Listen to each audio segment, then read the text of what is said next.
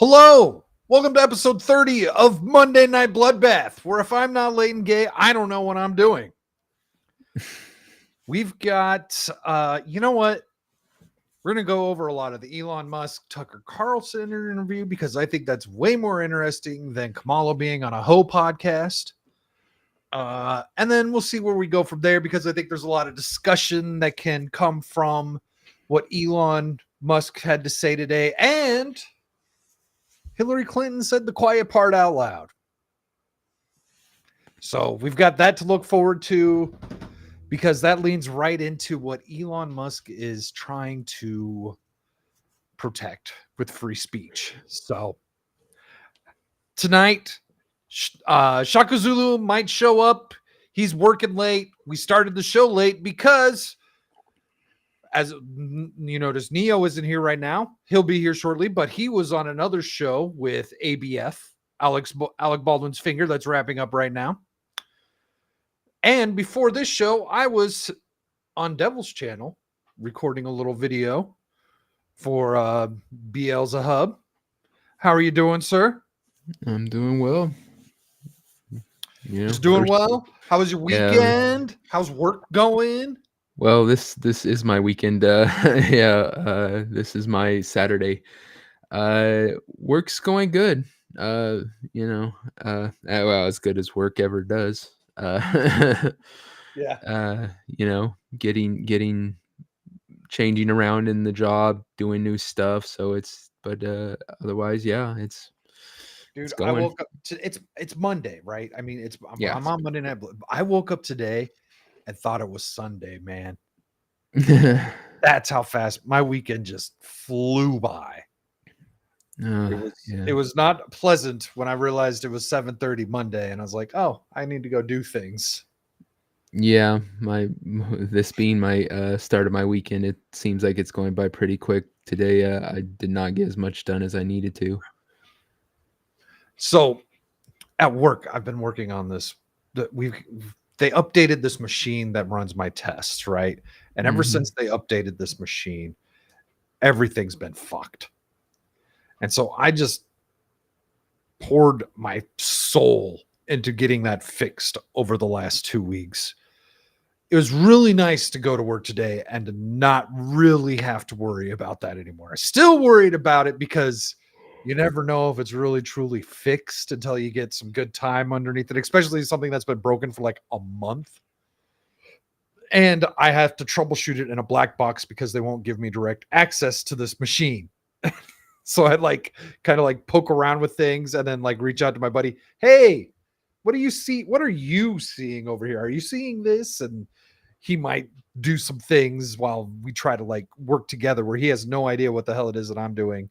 And I know, and I have an idea what I think he needs to do, but I can't see. So it was nice to not have to worry about that so much today. Yeah. So let's say hi to the chat real quick, and then we'll go. I found a great thread that has a lot of good stuff from the Elon interview that came out today. So we got Savage Dad saying Steve is excited to be on. You know what? I do usually share this link to the weekend pregame. Let me go ahead and do that real quick. I would be surprised if Steve jumps in. But with his newfound interest in politics, wanting to dissect the vice president debate of all things last week, which I have some clips from it. I have some clips of that as well, but kind of don't care because it's pretty much a week out already. Yeah. I bet so you do a bi-weekly political, you do a fortnightly political show with Wrong Think. I'm at the point where I'm contemplating doing a daily lunch stream or something. just for news, because it's only going to get crazy for probably another month and a half, 2 months. Yeah. Yeah, Like, oh, it's even after the election, if they because they're going to do all the shenanigans. yeah. Um, yeah, it's crazy. It seems like more and more every day or 2, something happens that you're just like, "Oh god." Did you see the Another helicopter stuff?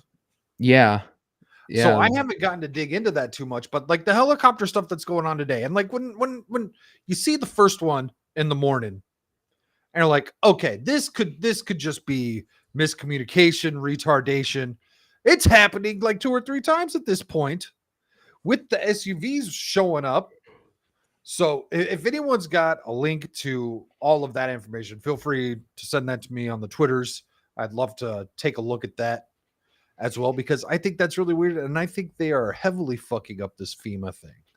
Oh, absolutely. It's crazy. They say that they are flush with money. Like they have the money, they've been storing it or something, but then they can't give these people more than 750, and then it's supposedly a person from Oh, FEMA came forward, or an ex-employee and said, "Actually, that 750 is not them just trying to help you out, make sure you're okay. No, it's a loan. So now you yeah. need to pay it back." So there's rumors. The rumor is if you get an insurance payment, you have to pay it back. And if you don't get an insurance payment, you can keep it. But I mean, if you don't get an insurance payment, you're fucked. And also, isn't it only like 750 per family? Yeah, It's not even exactly. like the fucking like I hated that they did this, but the COVID stuff, when they did the stimulus bullshit with COVID, everyone in the household, all the adults got a check. Yeah. And I think you might have even got, I didn't have a kid at the time. He was of age. He got his own stimulus, but there might have been money per child that went out as well. I don't know Yeah, for I sure. can't remember off the top of my head. But yeah, that's exactly it. If you just lost everything, if your house literally washed the fuck away, how far does $750 go? You have to buy clothes. You have to get a hotel or a motel, which they can't even get because all the politician and all the Well, government people down there are taking them up supposedly. not You only have that, but I to mean, they might, the closest one might be destroyed. Yeah, you have to find food, buy food. 750 doesn't go very far for that. And the No, fact that we're given, thousands of dollars to illegal aliens. dude, 750 barely, and that's $1,000 a month for illegal aliens. Yeah, That's thousands of dollars because they get money and food money. But like that 750 that they're going to give you, that's barely going to cover groceries for a month with a family of 5. oh, yeah. Like that, even if they could find the food, that's not a, it's not enough to cover it. It's not It's it, like not. with gas and whatever you need to do to try and pull yourself together. That's nothing. Yeah, it's not. It's Now the leftists love when conservatives talk about the government not bailing out people in the middle of an emergency like this hurricane stuff, because they're all like they are cheering on socialism, and I kind of agree with them to a certain extent, but it's like these programs are built out for this specifically already, and they're being abused and completely, what's the word, corrupted by the people who are in control. And you know what? The people who are in control are not the people that we see on TV. Yeah. It reminds me of, if anyone who's old enough, after what the hell is that damn storm called? I wanna keep wanting to say it wrong. Colleen? Katrina. Oh, After Katrina. Yeah, yeah. 'Member how they wrecked Bush? They were all over Bush. He George didn't Bush do hates anything black 'cause people. yeah, he hates black people. He didn't save those people 'cause he hates black people. Have you heard any of that about, Kamala? Where's the condemnation of her? Where's the tearing her Oh, down, yeah. calling her Oh, yeah. racist and shit because she's letting white people, die on the top of their fucking houses, not letting people save them? But yeah, and they wouldn't let people fly in their own helicopters and stuff, which is kind of wild to think that people were even able to do that. Like, much respect to those who did at least try and were able to get. I really hope that there was someone out there with a helicopter that was able to get around the government fucking and did it their way anyways. So let's finish saying hello to the chat. And got a little distracted there with talking about Steve wanting to talk about the debate. We also have Kel saying extra late with a side of gay sauce. It was intentionally extra late tonight. I don't know. I almost kind of like the 8 o'clock hour. Us, what do they call us? The left coasters. We've just got a better life. And we got Meteor Advocate Timon. I know it's close to past his bedtime, I'm thinking. Was this Trump went on Dave Ramsey because he's a businessman? Kamala went on BJ podcast because she knows BJ's. What's so surprising? Yeah. And no, I am avoiding Windows 11 until they absolutely make me do it for video games. And even then, I might not, because I can run a computer without Windows. Hey, what's up, Paul? What's up? What's up, Cash? What's up, Cash? And then Kel was helping in the chat. Oh, hey, what's up, Blair? And then my buddy Ken saying, let's all learn to fly helicopters. I kind of agree. Although I don't have any money for that. So were you able to catch any of this Elon interview? No, I have not caught it. So I've got this thread from the Vigilant Fox where he's got a bunch of clips here. He's got a lot. So Vigilant Fox, definitely a good Twitter follow. Make sure you go check him out. While I pull these up here. Oh, it's so bright. Why did they have to go with the white background? So this first one is talking about his tweet about how no one trying to take out the Trump's opposition is what I'm going to say for YouTube purposes. And he kind of explains what he meant by that. Do you remember that tweet? No. So he tweeted out, he's like, no one's even trying to blank Kamala. and he explains what he meant by that. And I've been trashing Kamala nonstop. Oh, I know. Well, the Kamala puppet, I call her, you know. The machine that the Kamala puppet represents. Yeah, she's irrelevant. I mean, she's Yes. not even. No. I made a joke which I realized I deleted, which is like nobody's even bothering to try to kill Kamala because it's pointless. What do you achieve? Nothing. No, it's totally Just find right. another puppet. Exactly. That's It's no point in. It's pretty much spot on. Yeah. There's no point to taking out Kamala. She'll just be replaced by some other cog in the machine. She's no different than Biden. We know Biden was a puppet the whole time he's been in office. He ain't making any choices. He is having his ice cream. He's freaking, taking his naps, and somebody else is in charge. They just tell him what to go out there and say, and he goes, okay, no problem. I got it. She's no different. That's the reason she's anointed by them. It can't be any more obvious than right now that no one that we know of is running this country. Yeah. Like, Biden is gone. Biden is so gone. He never shows up. I want to say he had 2 random appearances last week, but it had been weeks since we had seen his ass. Like, he's out. He's out. He's done.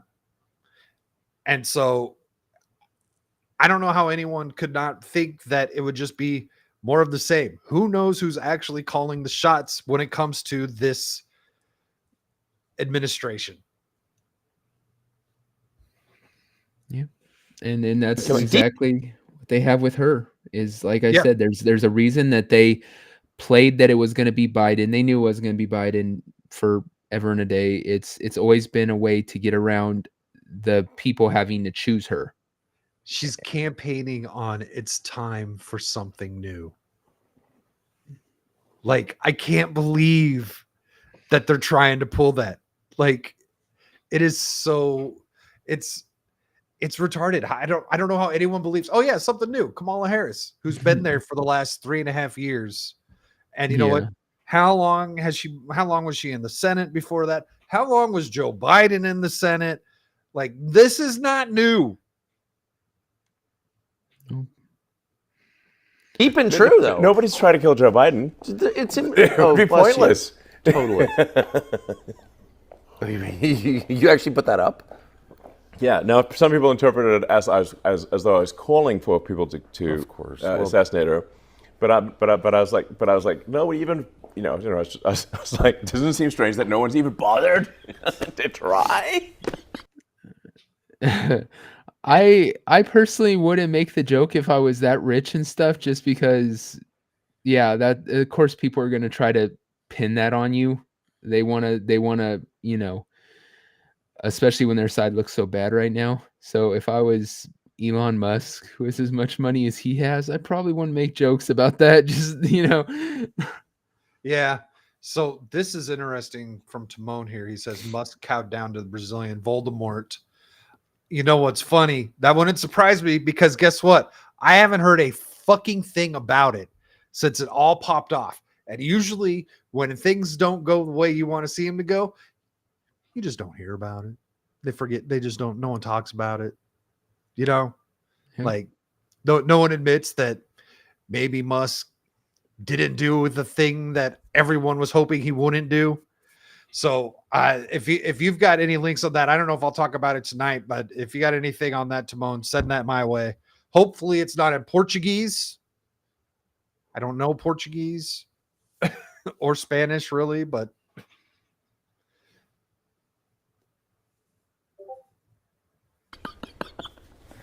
It's not worth it. I mean, There's an endless supply. yeah, like nobody would. It's absurd. It could be anybody. Yeah. Nobody's gonna try to. Nobody tries to assassinate a puppet. Of course not. A marionette. Yeah, marionette. It's just like, It's hilarious. What? She's safe. Like, I like to try to kill Trump twice with actual guns and bullets. Oh yeah. You shot in the ear right in fucking Butler where I was, and He doesn't seem rattled. It's weird. Does he to you? this doesn't seem what? Rattled. hello, Hello. Shaka Zulu. How you doing? Sorry I'm late. I'm good. Just busy. Oh yeah, this was cool. Did you watch this? I did. Oh, and look, what it's like everyone knew it was Double time. feature. What's up? How's it going, Nerdy Neo? Doing good. Literally just ended a previous stream, so on for number 3 for tonight. Yeah. Hell Nice. yeah, I'm on fire. So right now we are going over the Musk Tucker Carlson interview. Okay, I caught This- a little bit of it earlier. This is the first clip. This was when he was talking about no one trying to take out Kamala, and how he's like, God, that was the funniest shit ever. no one's gonna do it God, because so funny. why would you take out a puppet? No one wants to take out a puppet. Right. God, and it's like no one like voted for her in any kind of Oh jeez. primary. Yeah. No one knows her. Yeah. So like one of the rules for radicals is to accuse your opponent of what you're doing. Mm-hmm. And the threat to democracy that they push on Trump is only becoming more and more apparent as we get closer and closer to this election. We'll get there. We'll get there because there's another clip that's coming up further down that I want to spend more time talking about. Yeah, they say Trump supporters like promote straight up violence, and yet how many times have people tried to take other people's lives? well, Yeah, people put up like 8 or 9 minute clips of the press themselves promoting violence against Trump. Yep. Well, the thing that frustrates me is the hypocrisy of it is Mhm. when that guy shot up the baseball game and tried to kill all those Republican senators, and they linked him to, he was a big Bernie bro and stuff. There were plenty of people on the right who came out and said, you can't blame Bernie for this. Yeah, there's no correlation there. Like, Yeah, this was a crazy guy just because he happened to be a fan of Bernie's. That doesn't make Bernie in some way responsible for this guy's craziness. When you had that crazy guy who said he was gonna make bombs or whatever and blow up, and it was I think like 4 or 5 months later, and they caught the guy. I think before he sent any, or he sent fake bombs, whatever it was. The point is when they caught him, the left, who were all like, all on board with you can't blame Bernie for what this crazy dude did, were the exact opposite. They're all like, this is Trump's fault. This is mhm. the Republican fault. It's the same thing here. And you've heard them just totally dismiss the fact that Trump, 2 separate times, actually 3, because there was a guy who was trying to come over from another country, I believe, and do the same thing. But luckily enough, they actually stopped that guy before anything even came close. Multiple people are threatening previous president, maybe future president of this country, multiple assassination attempts. And if Elon Musk says a joke, and they're probably more upset about that. They're more upset. Oh yeah, Joke made a stupid joke. Then their ex-president was almost killed 3 separate times and he's done nothing wrong. Like, All that is super true about the people who like follow politics, right? And it's kind of like a, you know what I mean? Like, people that follow this stuff understand. Most normies, they're not onto the actual news, like when RFK had his Secret Service taken away, or when that one BLM tried to assassinate that other Democrat who was running for mayor and all that stuff. You know what I mean? Like, stuff like that goes under the radar for normie people. But the Trump assassination, I think, turned a lot of eyes for normies. And a joke like this, I think, will land for a lot of normies. Like, yo, they just tried killing Trump, dude. And like, oh yeah, nobody gonna kill Kamala. I think a lot of normies are they're gonna get this kind of joke. So, well, okay. So here's part of the problem with making this joke on Twitter, right? So I remember I saw the tweet, and I don't remember exactly what it said, but I remember like thinking like, what? And I think the tweet said something along the lines of, this is like a quote-ish type thing, YouTube, so don't freak out. But I believe it said something along the lines of, no one is even trying to kill Kamala. And so like, doesn't read well. It doesn't read well at all. Yeah.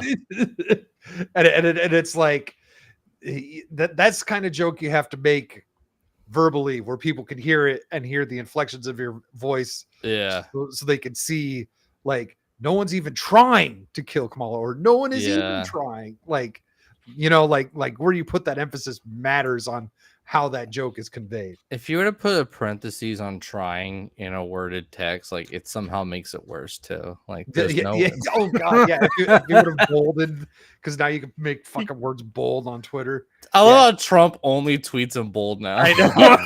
What a fucking Chad. Elon put out a tweet a few days ago saying how like they're implementing something so that to see the bold, you'll have to actually click on the tweet to see it. Wow. Otherwise, it's just going to show up normal, because he says his eyes are killing him with everyone posting all the bold stuff. That's what you get. Yeah. It's great. He caused a problem, realized it was a problem, and now he's going to fix it. So he's using his own product. That's the first. Good for him. Something I was going to say a minute ago, how Devil was saying they're getting all upset about, the joke that he made, but not the actual like assassination attempts. Kind of like how, they're funny. No, just it's similar how to like with all of the like shady crap that's going on in the background, and all these things like the the 3-letter agencies and stuff. Like when someone like exposes them, they attack the person exposing them and not the, these people who are doing these terribly awful, corrupt things. Mm-hmm. Mm-hmm. It's like, Very you people need to true. get your freaking priorities straight. No. How dare you expose these bad people for doing bad things? You're the bad person for exposing them. Yep. That's why we keep Oh. saying it's projection, man. Yeah. And then they get all offended when the person they're rooting for might have done something wrong, because that would reflect on them. Yep. And so how they handle that is they lash out. But then the thinking right would critically. Well, the right would bicker among themselves, being like, well, we can't hold people to that standard. Like, we shouldn't dunk on them for X, Y, and Z. It's like, but they would dunk on you for X, Y, and Z. That is another conversation for a completely different podcast. No, for sure. But it goes there. You are absolutely right, though. And we could talk about that for hours in itself. Because that is an interesting thing. Do you take the high road or do you play in the mud? And they say that's why the right's losing, because they take the high road too much. Well, that's why I was because I watched the debate the other week, the vice president, and I went in wrong thinking I chatted that I was pissed. Yep, I actually read Because- those tweets. I actually read you post. I normally, because that room's so busy, I normally don't read anything, but I saw you posting those in there. Yeah, I was drunk at the time. To be I fair, wouldn't have known until I heard you tell the story. yeah, I was not completely hammered, but I was a couple sheets to the wind there. And like I said on the pub, the reason why I was pissed is I did admit and I did say that yes, Vance did better than I thought, but I pointed out that my what was angering me was still relevant. Wasn't that we always we tend to lose debates because we are nice. The left gets to lie as much as they want and they'll never be called on it. So it puts you at a disadvantage. It's like if you went to a you had a restaurant, let's say you sold seafood. So you put up a big billboard saying fresh crab every day, fresh or lobster, let's say lobster. Fresh lobster brought in every day. And some lefty has a problem with it. You go to one of the town meetings. They say, we want the billboard down. You say, want to keep it up. They're all, well, present your evidence. Show us why we should take it down or keep it up. You show facts. You show that if your business has gone up 12% since it's been up, you have plenty of people who are willing to come up there and give you positive feedback saying, yeah, I didn't even know about this restaurant until I saw that fresh crab every day sign. The left can just go up there and say, there was this accident. This girl got distracted by that sign and ran over a child. Now, if you look at the police report, it's nowhere in there does it say that. She was on her phone. She ran the stop sign and hit the child. This is But literally they a South Park episode. Yeah. Is it? When the parents are all Ah. reading the tweets from Trump and they keep running kids over. Yeah. and then they blame Trump for it. Exactly. Yeah. So yeah, and so they tell that lie. Well, they know the people on the council aren't going to be able to go fact check this before they make their decision. They've just won because now they're pulling at people's heartstrings. They've got that council going, oh my God, a child died because of that sign. So Tim Pool actually talked about that this morning, about how, what was it? So he was talking about the HoCast. The Kamala Harris showed up on Spank Me Daddy or whatever the fuck that podcast is called. Call Me Daddy. Yeah. Oh Jesus. And she mentioned the same. They were talking about abortion. I'm not going to call it reproductive rights. They were talking about abortion, and she provoked the name of the same girl from that Tim Waltz did in the in the debate. So she provoked the name, and Tim Pool's like, that's just an appeal to emotion. They don't actually talk about what actually happened. And so I guess it on the report, the medical report, she had complications with the RU486 pill she took or whatever it was. The only reason I know the name of the abortion pill is because there used to be this local band here that had a song that would just go like, "Are you 486's murder? Are you 486's murder?" And they weren't even like a Christian band or anything. They were just a straight edge band. And back when everyone I in love hardcore was it. anti-abortion. What's his name? Elon came up with a super awesome buzzword that I hope people start using more. What did he say? It was like Mind overly virus. sympathetic. No. Empathetic. No, he said something super Aggressively specific. mid. No, it was not toxically sympathetic. I forgot what the Toxic word. positivity. Suicidal. No. He said people are like he said a good way of saying people are way too overly sympathetic. Was it toxically? No, I think it was toxic empathy. Toxic empathy? I don't it's something along the lines of that. I gotta rewatch it and see what he said exactly Yeah. because that word is perfect because toxic is too in itself a buzzword. So I know Right, it wasn't toxic. The word that he used was perfect.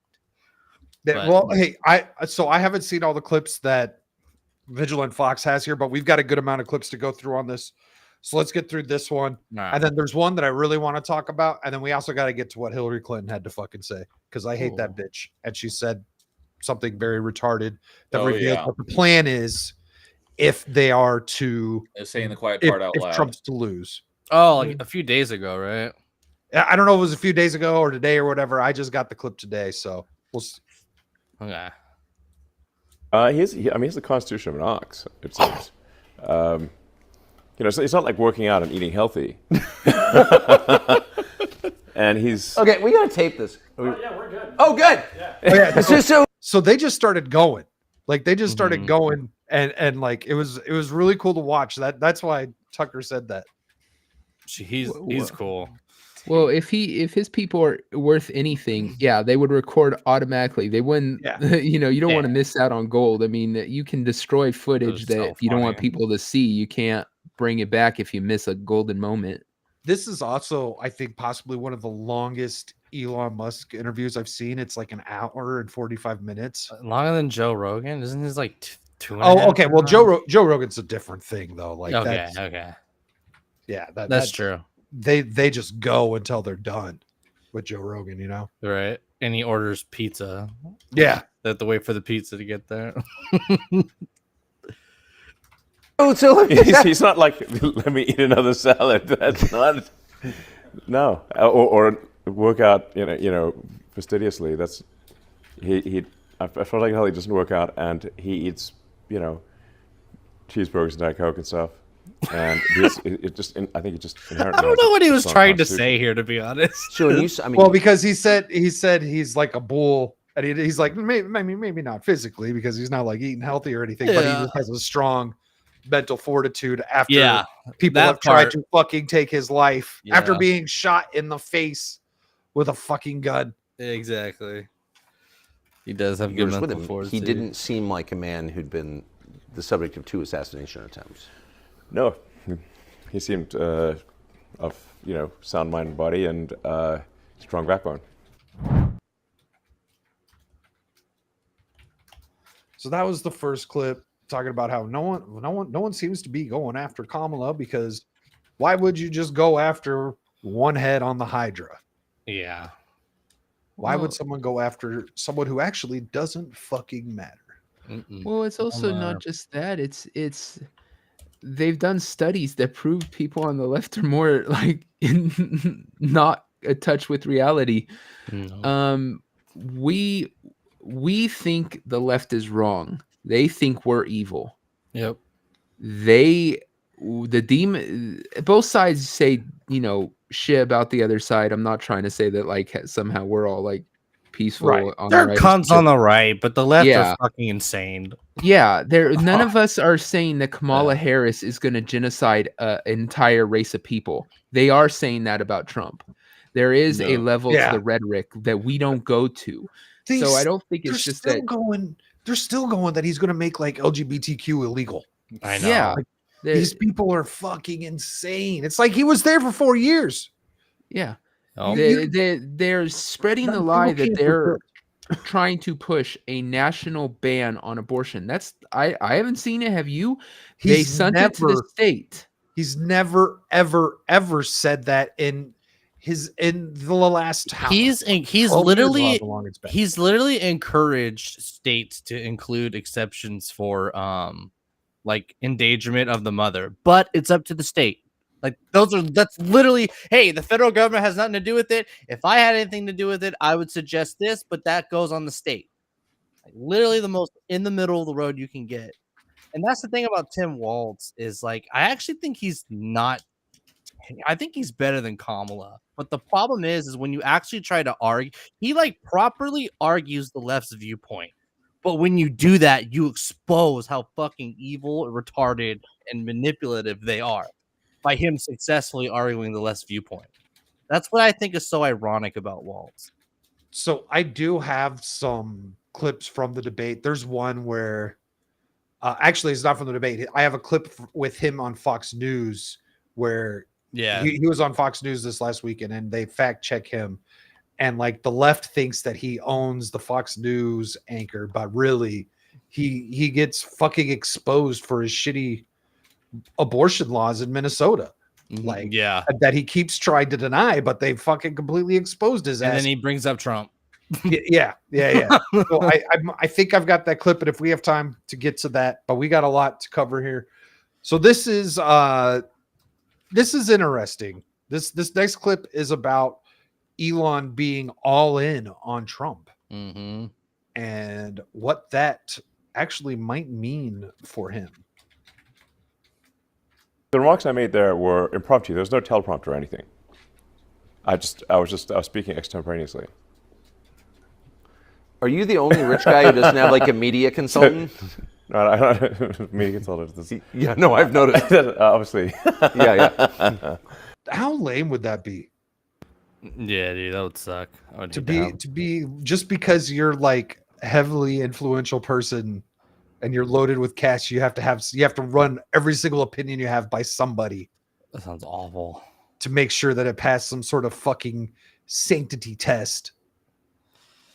Yep. That would be a shitty way to live.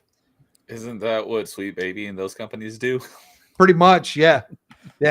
Have your own fucking self-censorship employee that you're paying money so that you don't make yourself look like a retard or whatever. Yeah, what about worried about looking like a retard? Well, what about like the Disney shows and shit when it's just like how do these agents and showrunners not have their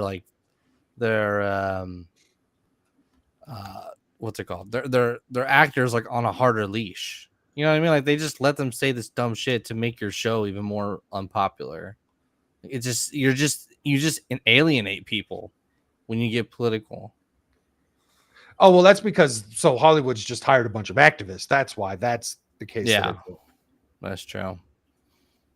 Yeah, they're just all activists, which I wonder if we get the clip where he talks about activist judges. Ooh. And the future of American judges if Trump loses. Well, he kind of brings up. Oh, sorry. He brings up like, oh, California is they're taking the guns away, and it's just like, well, because even to his point, he has faith in the judicial system, and it's kind of like they've been trying to take guns away from America for a long time, but it's the judicial system that keeps tearing it, like shutting it down. It's like a lot of people here who own guns, they think it's never going to happen because the judicial branch just keeps shooting them down every time they tried.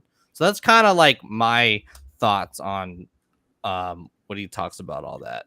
Okay, so to kind of like go off of that, a big theory that's going around, and I'm not going to call it a conspiracy theory, but a gay theory. A big theory that's going around is if Kamala wins this election, that they'll stack the Supreme Court. Well, you know what? They said the same thing with Joe Biden, and he didn't do it.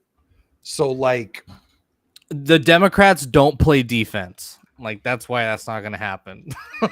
They play offense. Well, I would see them stacking the Supreme Court because they can add however many judges they want.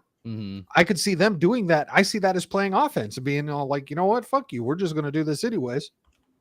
Maybe. So that they can get the rulings that they want on the Second Amendment and whatever else.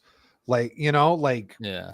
So But my thing with that idea is like, okay, so you guys said Joe Biden was going to do the same thing, and it hasn't happened. It's been 4 years. It came up very, very early, quickly disappeared. Nothing of it ever happened again. Yeah. It just makes me hard to not saying that she wouldn't, but I'm less likely to believe it now because of how rampant that talk was back in the last election 4 years ago. I still think they would just make whatever they want legal in a federal level. If they wanted to do anything, they wouldn't go through the courts with that. Yeah, but the other side though is like the Supreme Court could start shooting shit down. That would be smart. It's just something that they don't typically do. At least the Obama regime. Well, doesn't I think if they started making laws and Kamala started signing off on laws and the Supreme Court started swatting them down, because they don't really swat down laws that come through Congress very often. They'll do, state laws and stuff like that. Yeah. But if they start swatting down laws, these big bills that they pass in Congress and shit, I'm pretty sure that they'll try and stick a few more heads in that Supreme Court so they can get what they want. Well, they're smart. They're trying to fortify their winning before they start doing those things, because the last thing they want to do is put 4 judges on the court, and then next time the Republicans put 5, and 37 judges, and so okay, we'll get to that. Remember this, because I'm pretty sure there's a clip that's going to be coming up about why this is so important for Trump to win for Elon Musk. As a matter of fact, it might come up in this clip right now. But Small Time Republic, how you doing, sir? He says, can you imagine if Trump tries to increase the number of justices on the Supreme Court? They would definitely put him in jail. They would try and do something. They would talk. They would do the exact opposite of the talking points they were doing when Biden was going in, when they were begging him to stack the Supreme Court. And they would say, you can't do this. This is unconstitutional. And they would probably try and impeach him for the 3rd time, even though apparently it wouldn't be unconstitutional. And we've had varying numbers of Supreme Court justices throughout history. We've just finally landed on, what is it, 12 now? I thought it was 9. It's 9. Yeah, that's right. I mean, no, I just I just thought about what I want to say, and I just spoke off the cuff. No teleprompter, nothing. Good for you. Yeah. I can talk. Just look like now. I'm just talking. Look at me. Wow, amazing. Can you believe it? Amazing. I can talk without a teleprompter. That's crazy. But if he loses, it's going to be hard for you to pretend you never supported him. What a question. Hey, no turning back now. That's why people are afraid to support him. Little pussies like what's his name? I forgot his name. It's a lot of people. Like the RNC. So many people like word for word were just like, I was so afraid to like support Trump, but now that it's popular, here I am. Well, Hulk Hogan pissed me off. That's what I was thinking of. Fuck, Hulk Hogan, dude. I'm like, what a fucking pussy, dude. God damn. Yeah, Hulk Hogan pissed me off. I was like, well, where have you been this whole time? You're a little bitch. Screw you. You're a bitch. Bitch. You don't deserve to be up there when there's tons of people who like lost their careers, livelihood, had to like survive off fucking YouTube donations in mid-COVID, calling out all the bodily function shit. Yep. It's like, where were you? You don't get to be up there and take all the glory now. It's the same thing here. And I think Elon is very much been against the Democratic like in power right now, but also questioned Trump, and he still wasn't afraid to call out shit, right? So he's been in the middle, and now he's all in. Yeah, he even said it and says it in this interview a few times. He's like, I don't trust the Republicans either. He's like, Trump is just the far better choice here. And he has a lot to lose. This interview goes into depth how much he's risking. Yeah, he's one of the few big names that have come out supporting Trump before that RFK announcement. Yeah. Mm-hmm. And that's huge. And I'm sure when the RFK thing happened, that just even sealed Elon even more. That may have been like the greatest endorsement of all time. Is it? Like, I've never seen an endorsement actually work like that.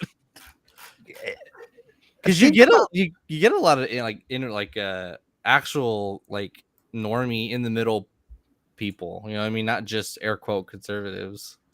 Has there ever been a time in American history where people are excited about a team of people that could be involved with the election of a president?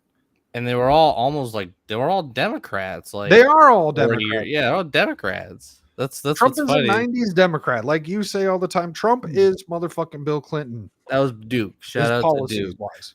The thing is the That's what my Overton dad window hated has shifted so much that most people who are on the conservative side are traditional, would be more left.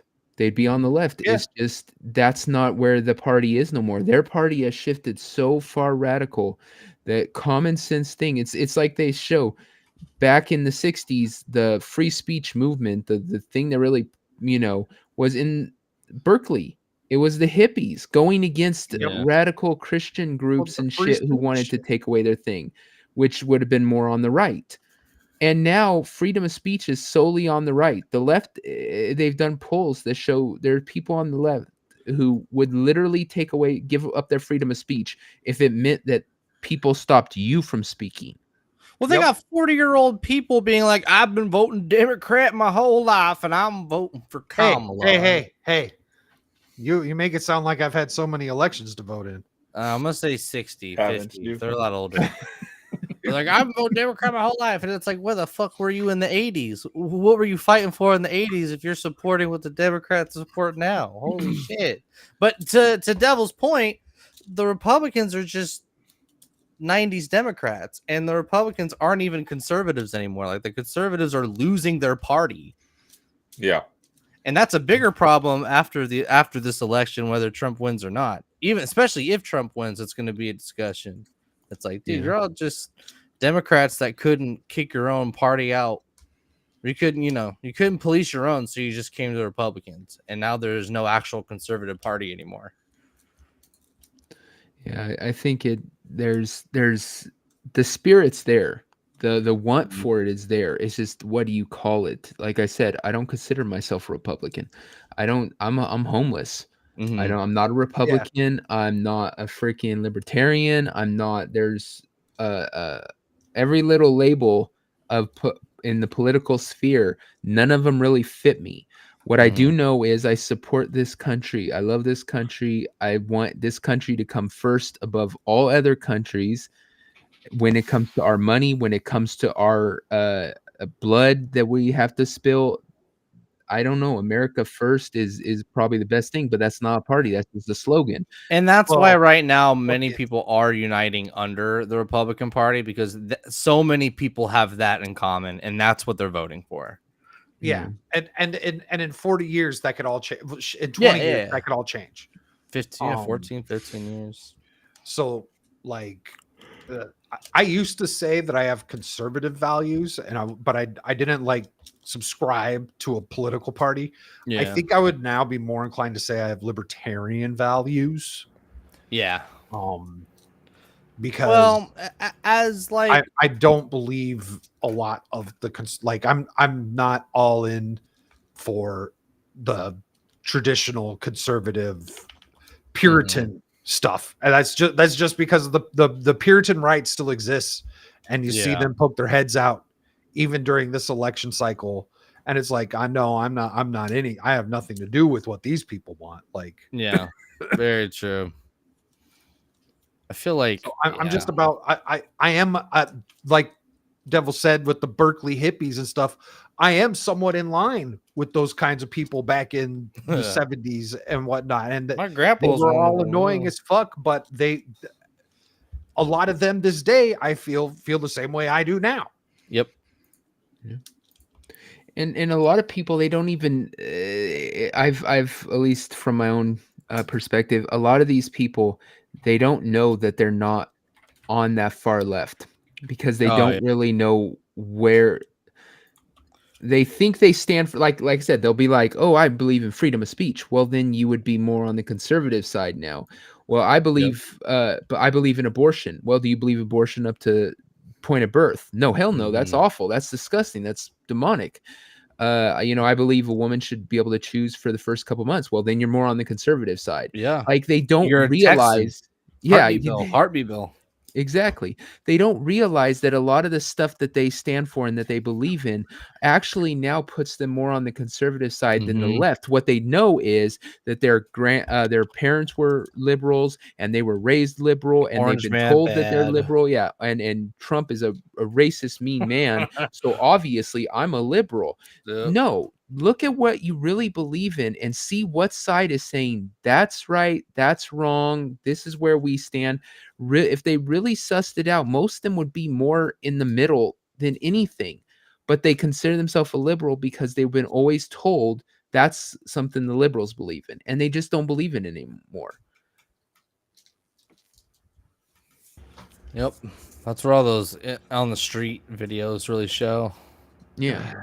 That's where I see all that. I've been voting Democrat my whole life. And it's just like, have you though?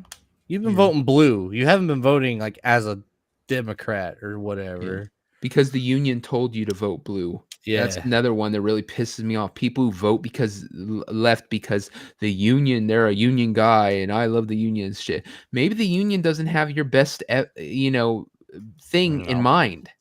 Maybe you should stop letting the union tell you what to think. And we had my dad, he worked for a business. He worked actually in the automotive industry for years. And he was part of this automotive union that, had no choice, had to be part of, but they kind of stayed out of their hair. Then he had to join this company where he was working as working on the big machines, essentially canning big machines. And they were part of the Teamsters. And so he freaking hated it because every penny they got from him somehow wound up in freaking Hillarry Clinton's coffers, right?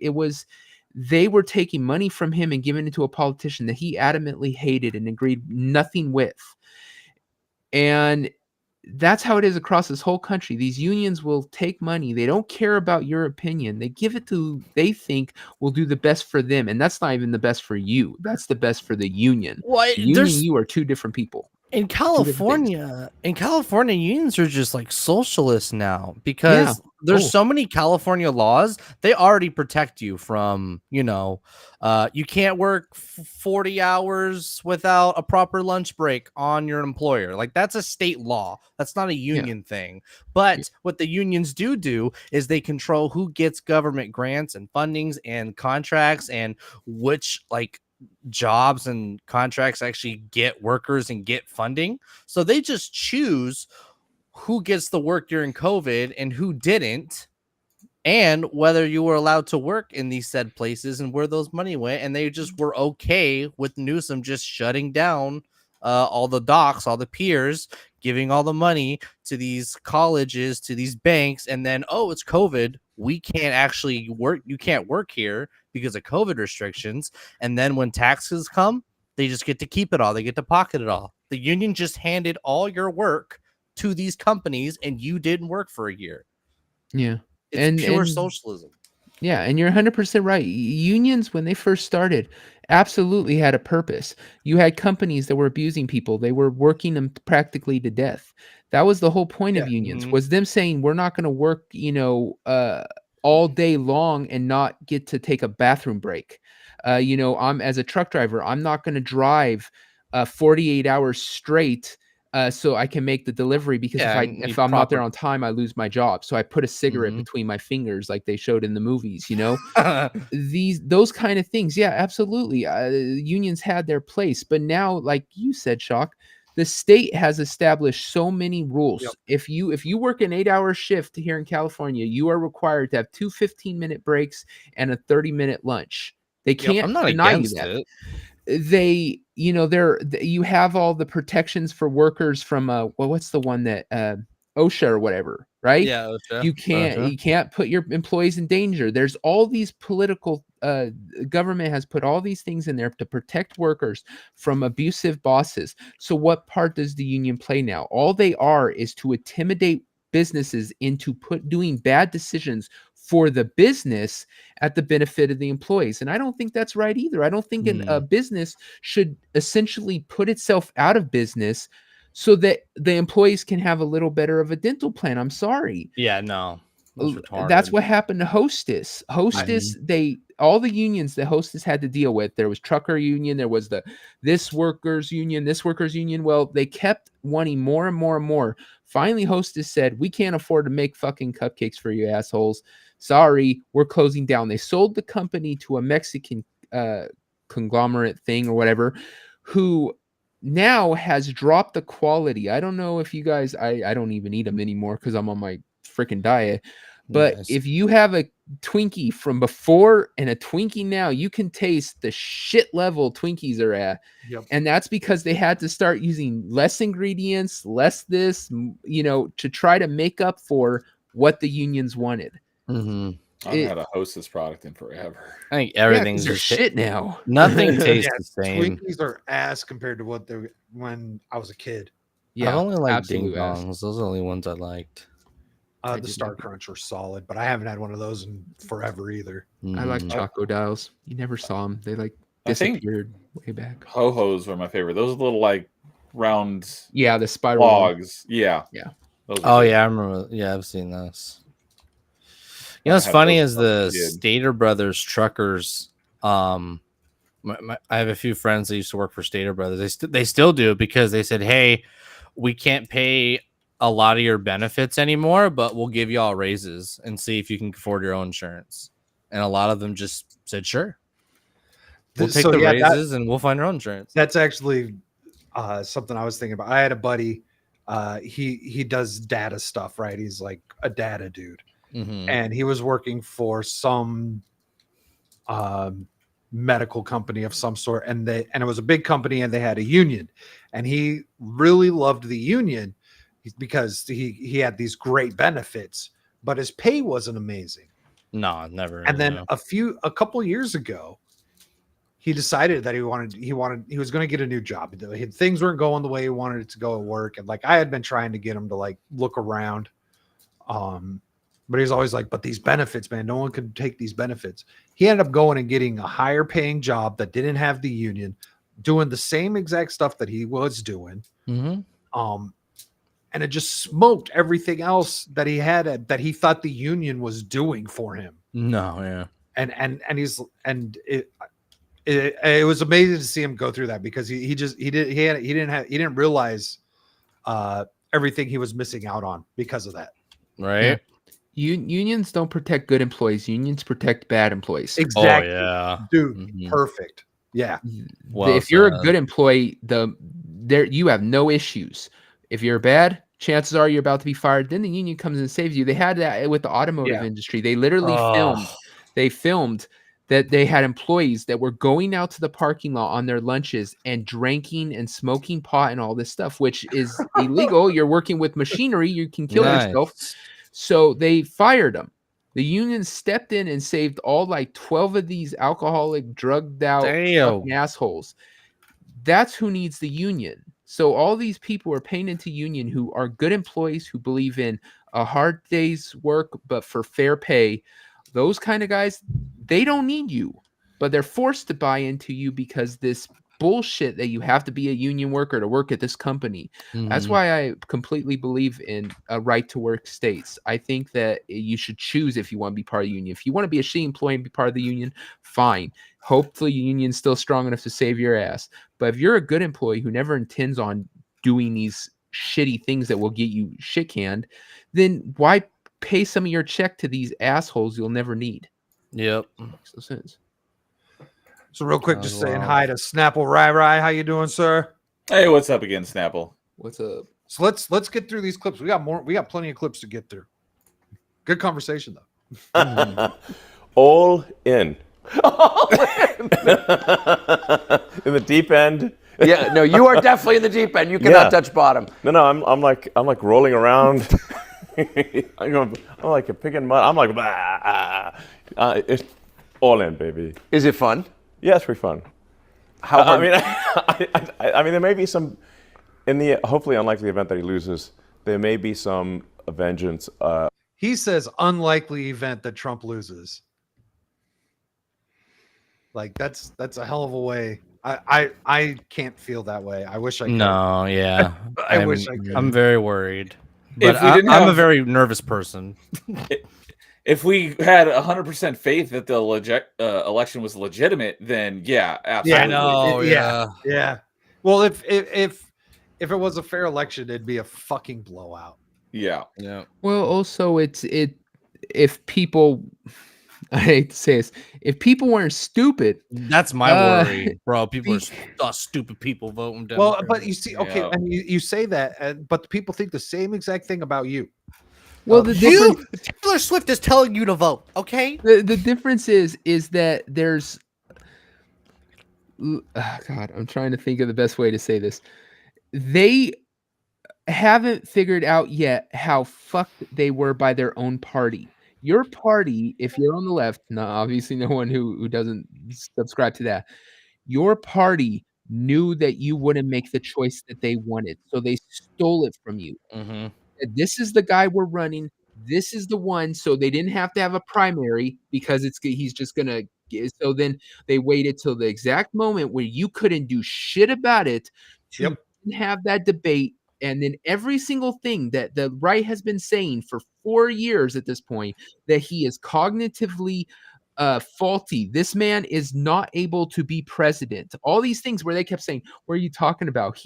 He's completely aware. He is sharp. He is Oh God, No. all of us. they should be grilling Kamala for covering his ass for the last Yeah. 4 fucking years. They should be And- roasting her over a fucking fire over this shit. Have And you then seen 2 months before the election, they finally go, "Oh, surprise, it turns out you were right. Here's the person we're going to put in instead." They knew they couldn't get Kamala in if they stacked 5 people there and said, "Which one do you want?" Because last time she only got No. 1%. Yeah, So instead, I they don't took it appreciate out of your hands. Your party literally robbed you of the most basic thing in our country, the right to choose your representation. They robbed you of it. And you Mhm. guys are sitting there sucking their goddamn thing. I'm not going to say the right word. You can say it. Well, have man. you seen the Yes, have you it's- seen that Kamala campaign that they keep playing where it's like, "I am Dale and I am not rich as hell and I'm voting Kamala because the economy is so bad, she's going to fix it." It's like they've been in power for how is the cognitive dissonance? Do you think people are that dumb to think like, "Wow, economy is really bad under Democrat. I need to vote Democrat again." And not only that, you know what? I don't mean to be so tribal. It's literally the vice president of the individual who is in power that tanked the economy. You can view it that way too. Yeah. Yeah, this whole like Kamala's campaign is not the joy so part, annoying. but the Oh God, that makes me sad. but the like her campaign motto of like change or whatever. It's like, you're the one who's already in power. How is that Yeah, change? time for something new. Yeah. And Status quo. anyone who's defending that is like, have you for taking like 5 seconds to think for yourself just one time? But we've never had a black woman in control. That's true. We've never had a black woman in power in this country. Oh, that's sorry. had I 2 forgot black about men that. in That's power. why we need to have Kamala in power, is because we need a black woman president. Wow. It doesn't matter what her policies are. We just need her No. based on her skin tone. Amen. And And her what's gender. between her legs. Yeah, Well, Yeah. Well, because that's the most Wow. important thing. the last black man would think between their legs made school lunches terrible. You know, I'm not Big gonna Mike. go there. Poor kids, man. So real quick, we just got a tip from Snapple Rai Rai. Thank you, sir. He says, just wanted to leave some support. Thank you very much for that. Snapple's good, dude. Kick ass, Snapple.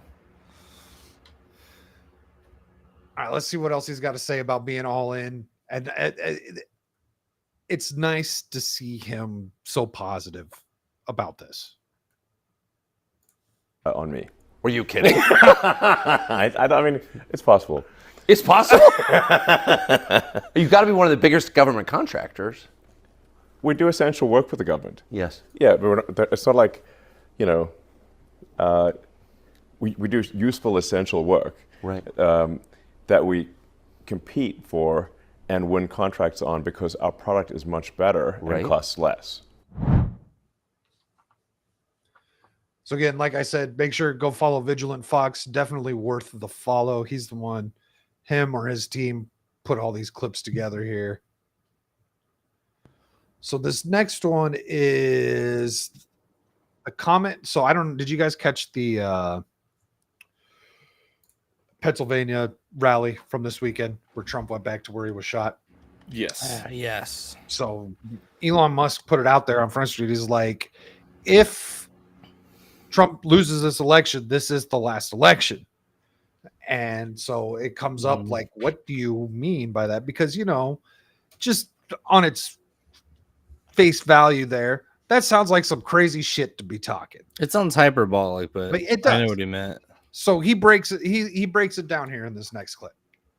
And by the way, the Savage says Milton winds are 180 miles per hour. Guys, I need you all to do me a huge favor. We have Jesus, a good friend of this channel, Duke Devil 95, Bradley. He's on my Thursday night weekend pregame show. He is in the middle of it. He is expecting to pretty much lose everything with this one. He got lucky with Helene. Just some very, very minor damage, but just down the street from him, people's houses were flooded like up to their knees and their hips. So pray for Brad, pray for all those people out there, send the vibes, whatever it is you guys do. Just keep those people in your thoughts, because that sucks. That is some shit. I hope he's all right. I know he was talking about evacuating tomorrow. I hear so many people have evacuated in some areas that all the gas is gone already to get out. I heard FEMA's closing the roads and shit. Well, I don't know how much FEMA's in Florida right now. Yeah, that was in Florida. That was forgot what state that was. Yeah. So here's the thing about never mind. My brain farted. We were talking about before that Elon Musk being all in. No, God, my brain stopped working. Oh, no, I was gonna bring up something else. If you look at the policies that the stuff that the right has been pushing, the stuff that the left has been pushing, have you noticed how many things the left tries to push that is solely for them to gain power and never give it up? Like, just like what my governor right now is doing me in shocks with this. You can't, no area. You're in California too. Yeah. You can't ask for voter ID. No place can require voter ID. Why do they want that? Disgusting. Yeah. There's no possible explanation on how that could be construed anything other than wanting to cheat. There's not one legitimate reason you could say that. And that's make coming it be up. legit. That's coming up. The voter ID thing. There's a clip in that. It might be this one. If I think that's it. I think this one might be it. But I really want to talk about that. Let's listen to what he's got to say. This is a longer clip. I'm going to speed this one up to 1.25.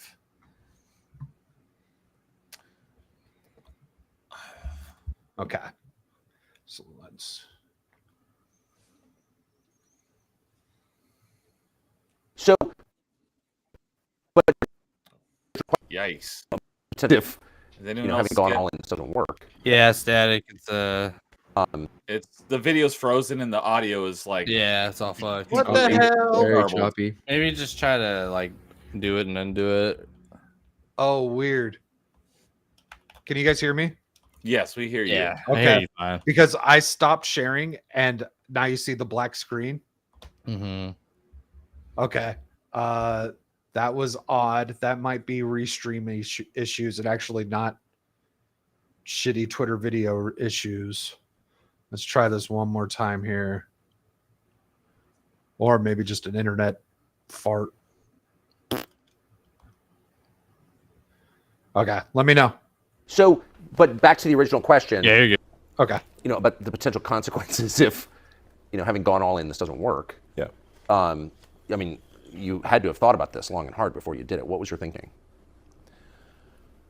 I mean, yeah, so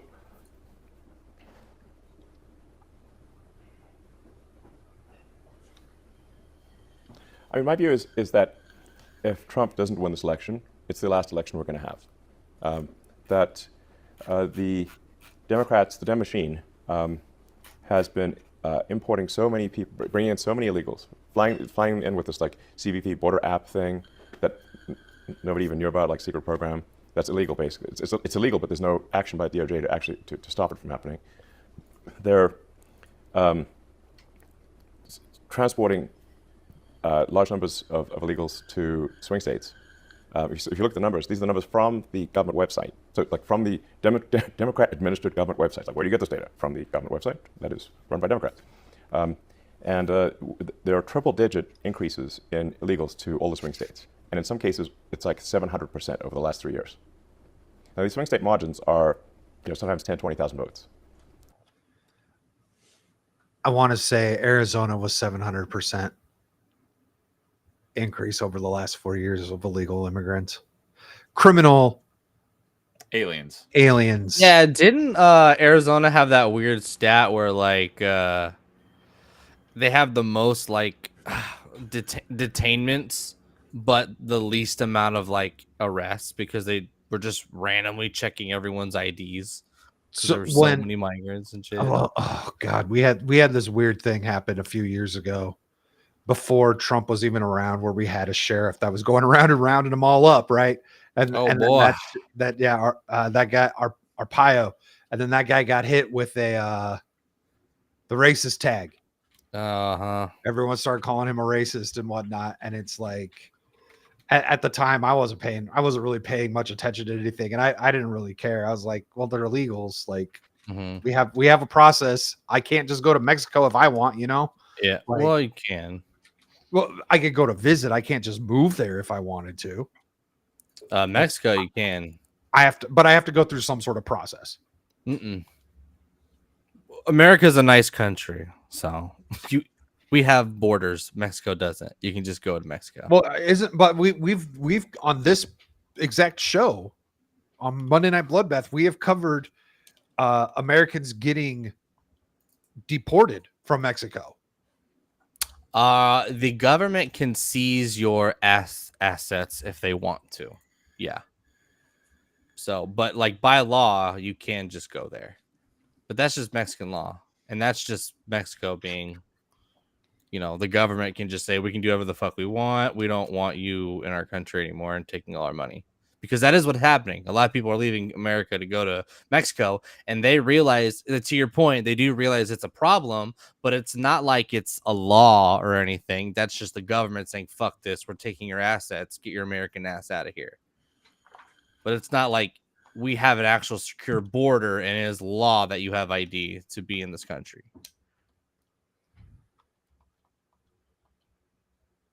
I have cocks. You have more than one? Savage Dad here?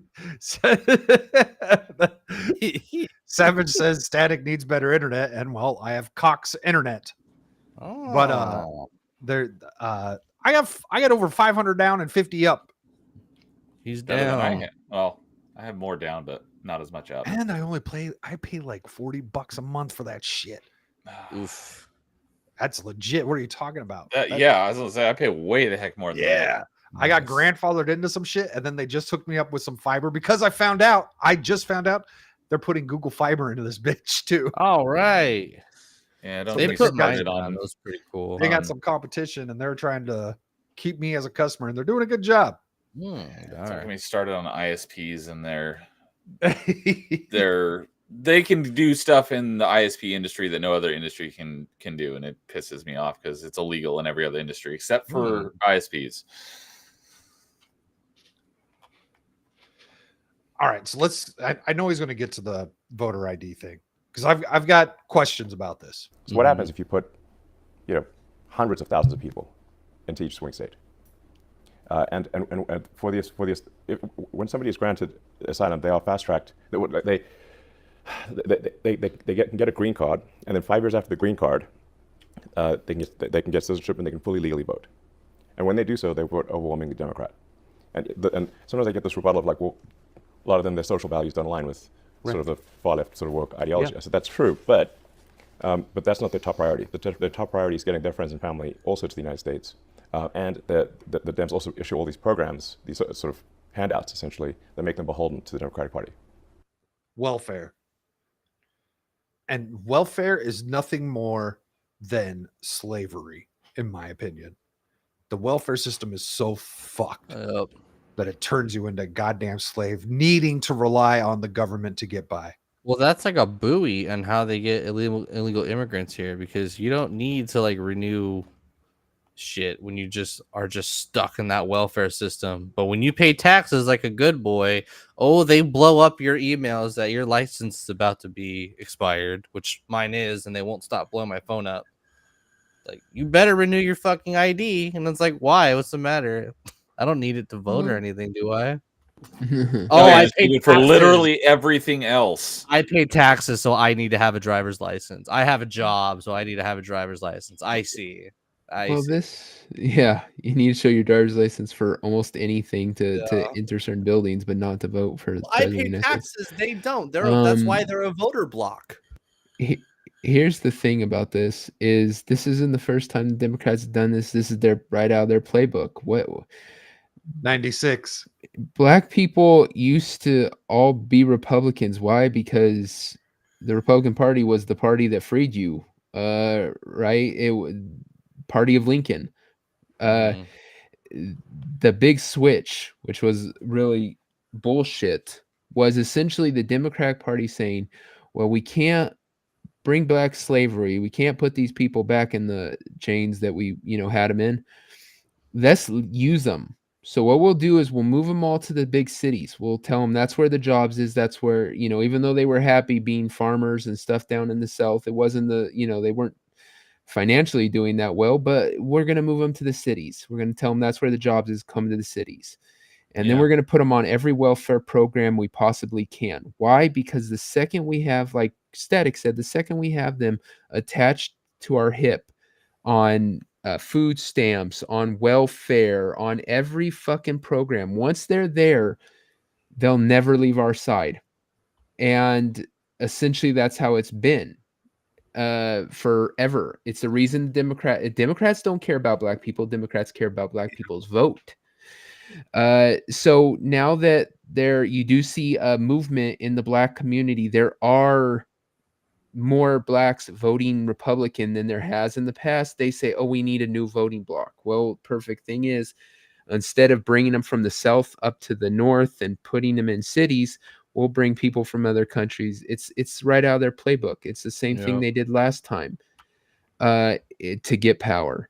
It's make voters, not find voters and get them to vote for you because they believe in your policies and what you stand for.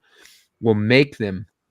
I can't buy like if a politician comes into a bar and he says, I'd like to buy you that beer. He can't, because that would be him essentially bribing you. He wouldn't be able to buy you that beer. But as a Democrat, you can sit there and say, well, when I get elected, I'm going to make sure that your food stamps go up $100. Wink, wink. That's not a bribe. That's not freaking offering these people something to vote for you. Yeah. You know what? That's an interesting point. The smart elites realize that propaganda is more powerful than actual brute force. Like that goes to like Rome, that goes to like Soviet Union, you know what I mean? It just gets to a point where it's like it's better that we use culture to lie and manipulate people than just be like boots on the ground off like authority. And that just evolves as time moves on. So where is it? Right here. Savage says Hispanics have not been historically strong bloc for the Democrats. No, right, but there's more. There's a lot more than Hispanics coming through the borders. They're flying fuckers in. They ain't brown. And also, you know what? Even the Hispanics that have been brought over, they're kind of going to be beholden to Kamala for at least this generation of them, because if she gives them fucking legal status, right? Like Mhm. they're going to like that, and they're going to want to Yep. have more of that kind of treatment. Preferred, they want preferential treatment. It's America. They just think they get free shit. Oh Jesus! Yep. I don't have a So bucket. it is. I need to puke. That was fucking disgusting. Oh, you're so right though. Mm-hmm. So they vote down. That's what happens. So my prediction is, if there's another 4 years of a Dem administration, they will legalize so many illegals that are there that the next election there won't be any swing states, and we'll be a single party country, just like California is a single party state. That's a supermajority Dem state in California. Because of immigration. Yes, California was. Yep. So listen to this, California boys. Mm-hmm. Devil might be the only one old enough to possibly remember this. I wouldn't say it's solely because of immigration, but that does play Well, probably the largest I part. would. there's dude. there's a little interesting thing that happened in '96 that I think a lot of people forgot about. I remember, I very, very vaguely, I was really young when this happened, but I wonder if it comes up right now. We used to be a red state. Well, that's kind of what I was saying though, is like if you pay taxes, you realize you have to pay for everything. Things are expensive, you naturally become more conservative. Versus when you're stuck in that welfare state, and that welfare state is very much filled with people that are illegally coming in here, then you just rely on the benefits, and you just become Democrat and you vote for them because you get those benefits. Yeah. Fairly reliably Republican. Bill Clinton lost California in 92 and won West Virginia. Yes. So there was a 1986 amnesty. Yes. Okay. And thereafter, California trended very strongly Dem, and is at this point, I think, 65, 70% Dem, something like that. It's supermajority Dem. Like the California legislature is more than 2/3 Democrat. Mm-hmm. So they legalized all the illegals in '86 or something, apparently. Yes, they Reagan did that. I know a lot of people whose dads legally like ran across the border here, and they just gave citizenship so basically Reagan secured the border and then said, all right, well, now that we have illegal criminals in here, we're going to make you citizens so that you can have social security numbers and not be criminals and just be, integrated into society and not criminals. So you can criticize him for legalizing a lot of illegals, but he secured the border first before he did that.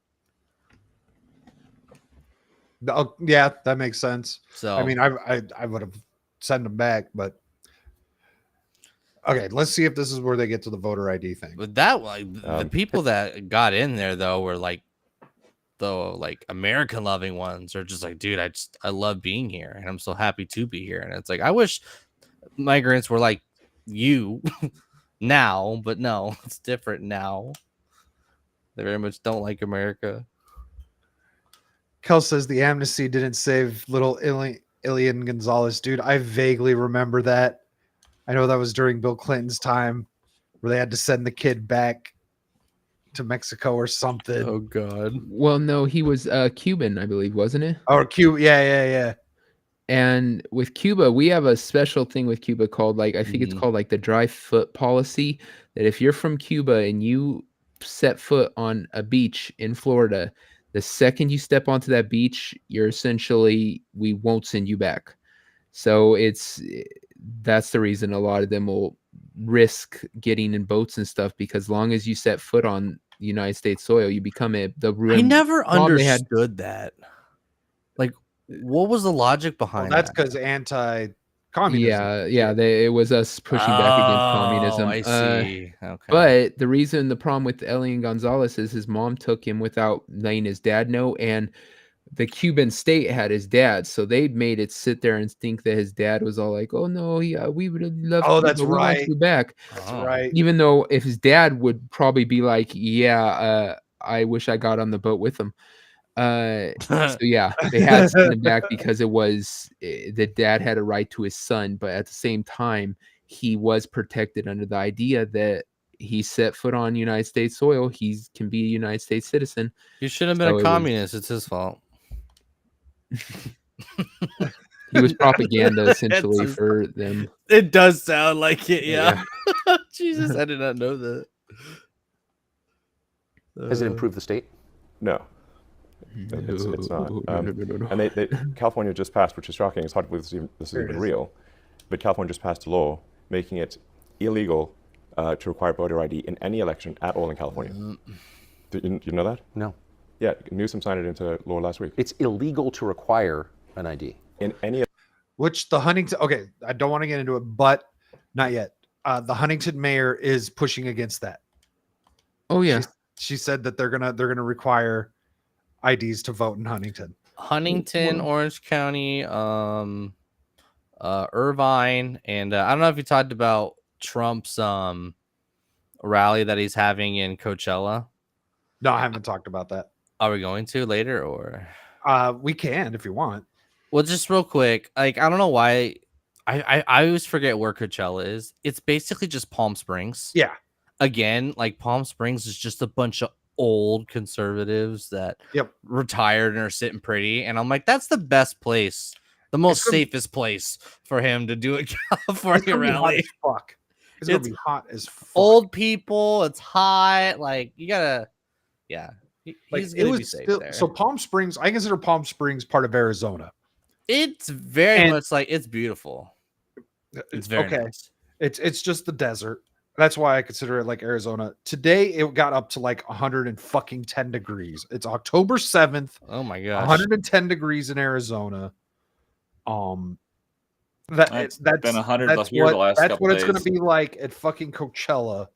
Yep. In a few days. The thing is the reason they want to do this is because not too many years ago, I can't remember exactly how many, but he already passed essentially, I think, a law, or at least certain counties did in California, say illegals can vote in local elections, meaning they can vote for school board members and stuff like that, because that should be against the law. Because their kids are going to the school, and so they should have a choice in that. They shouldn't be at the schools. Yeah. They shouldn't have gotten into the schools. Exactly. They're taking away everyone else's resources. Yeah. These kids can't speak English, so now your kids' class, where they're supposed to be teaching them math, where they're probably actually learning something about gay sex instead, won't even get the gay sex education because they have to do it in English and Spanish. Yeah. Your kids, they keep saying, if we just give schools more money, I could tell you how you could have a lot more money in schools. Stop freaking teaching every other kid from every other country on our dime. That's how you can do it. Well, yeah, I mean, one of Trump's new favorite talking points this go around is we have the worst schools, but we spend the most per student in the entire world. Like we're the number one spending state and the worst educated state. It's insane. Yeah, the left keeps saying we need to put more money in schools.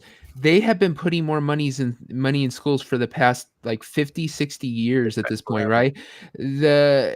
Ever since the Department of Education was created, they have been putting more and more money in schools, and it hasn't changed the test scores one iota. They just keep going down. The only thing that has shown any change is school choice. Yep. And they're adamantly against that. Why? Because they can't indoctrinate you if you're not part of the system. You have to be part of the system. It's anti competition. Like even if like the federal government wanted to be involved, you should at least let the counties be competitive with each other. That's how you keep things honest. I talked about on last time on Wrong Think.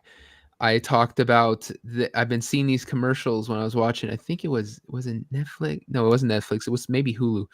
They were showing these commercials over and over again, just bombarding me with these commercials from a teachers union in Washington, which makes no sense. Because I'm not in Washington, but they've been bombarding it with this guy can't be our governor. Why? because he wants to give school vouchers. He wants to give choices to things. He says teachers are overpaid. And they said he wants to take the money from public schools and give it to private schools that are unaccountable. And I'm sitting there like, are you fucking kidding me? Schools are the most unaccountable fucking source you'll ever find. And once you get tenure as a teacher, you can pretty much do anything you want and you'll never be held accountable. Every single one of your students, 100% of your students could fail on every freaking thing, on English, in math, in everything across the board. You will still keep your job. You will not lose your job. Those places are accountable. Why? Because if you send your kid there and you give them that voucher from your taxes saying, I want to pay for my kid to go to your school, and that your kid comes out stupider the next year, guess what? You can say, my kid's no longer going to your school. Yep. Accountability. Can you do that in public school? No, you can't. Why? Because they have 1,000 other kids that are forced to go there. So if your kid doesn't show up, who gives a shit? And not to mention, where else are you going to go? You're going to pay for it out of your own pocket? No way. So they're unaccountable, but they straight up lied and made it seem like the bad choice for your children would be a private school. That's not entirely true, though. You say, who cares if a kid doesn't show up to school? Kamala Harris loved arresting parents for their kids being truant. Yeah. They used to do that to me when I was in charter school because I didn't have to go to school every day. They'd be like, why are you not in school? And I'm like, I'm in charter school. And I was like, nah, and then they thought I was lying. They still love to bust people for truancy. Yeah, but that's only because that you have to pay the cops a fine. It's not. You lose. I had to go to court for truancy. In Arizona, the schools get paid by how many butts they have in the seats. Yep. Yeah. So I'm pretty sure it's something similar in California. And so they secure these counties money, and it's not competitive. It's like, oh, we're just gonna make everyone go, and then we get all the money, and then exactly.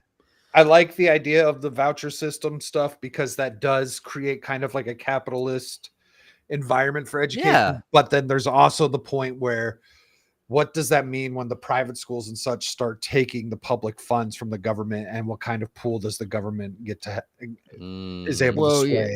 We do got to have it where they don't get swayed. That's the thing is you got to do the follow up to these things. We got to get education out of the government's hands, but at the same time, we also got to realize that got to realize that they're not just going to give it up without a fight. They'll try to find a backdoor way to still fuck you. So that's another. So one of Trump's talking points that just gets me so fucking hard is the ending of the Department of Education.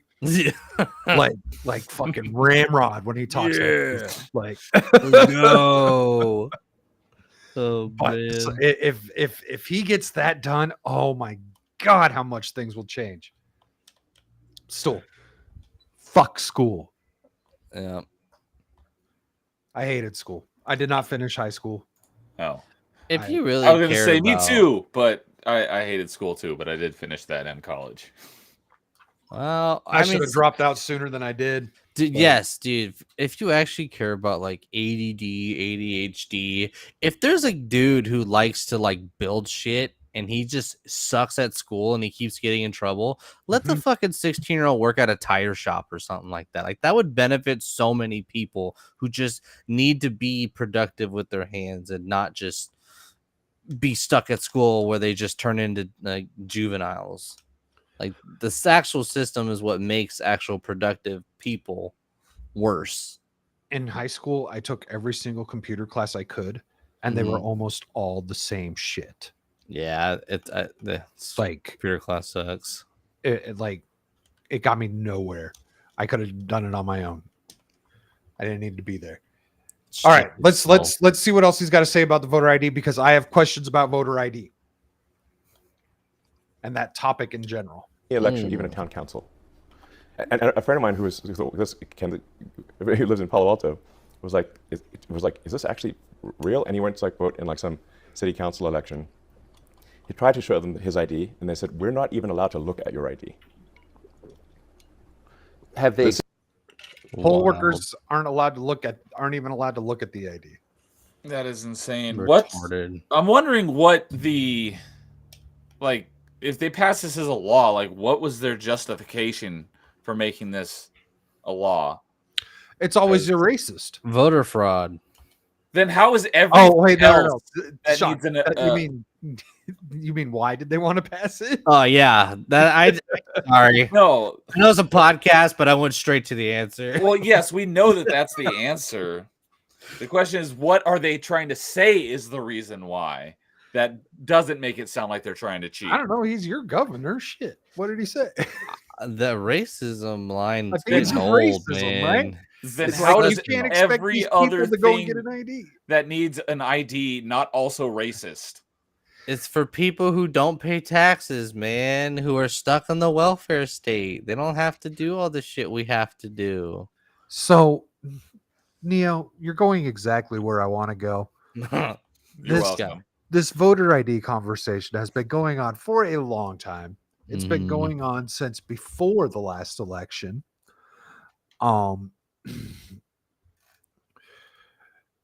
It's been exposed, right? Like to go out and say that any race of people are incapable of getting are might have it's harder for them to get an ID has been exposed as complete and total bullshit, because you can't do anything without an ID, no matter the color of your skin or the whatever hangs or doesn't hang between your legs.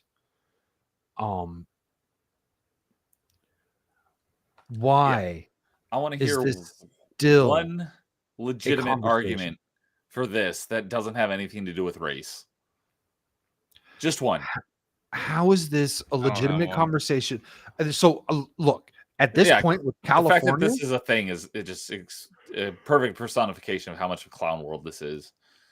so to me, what this is telling me about California is your elections even before this were bogus.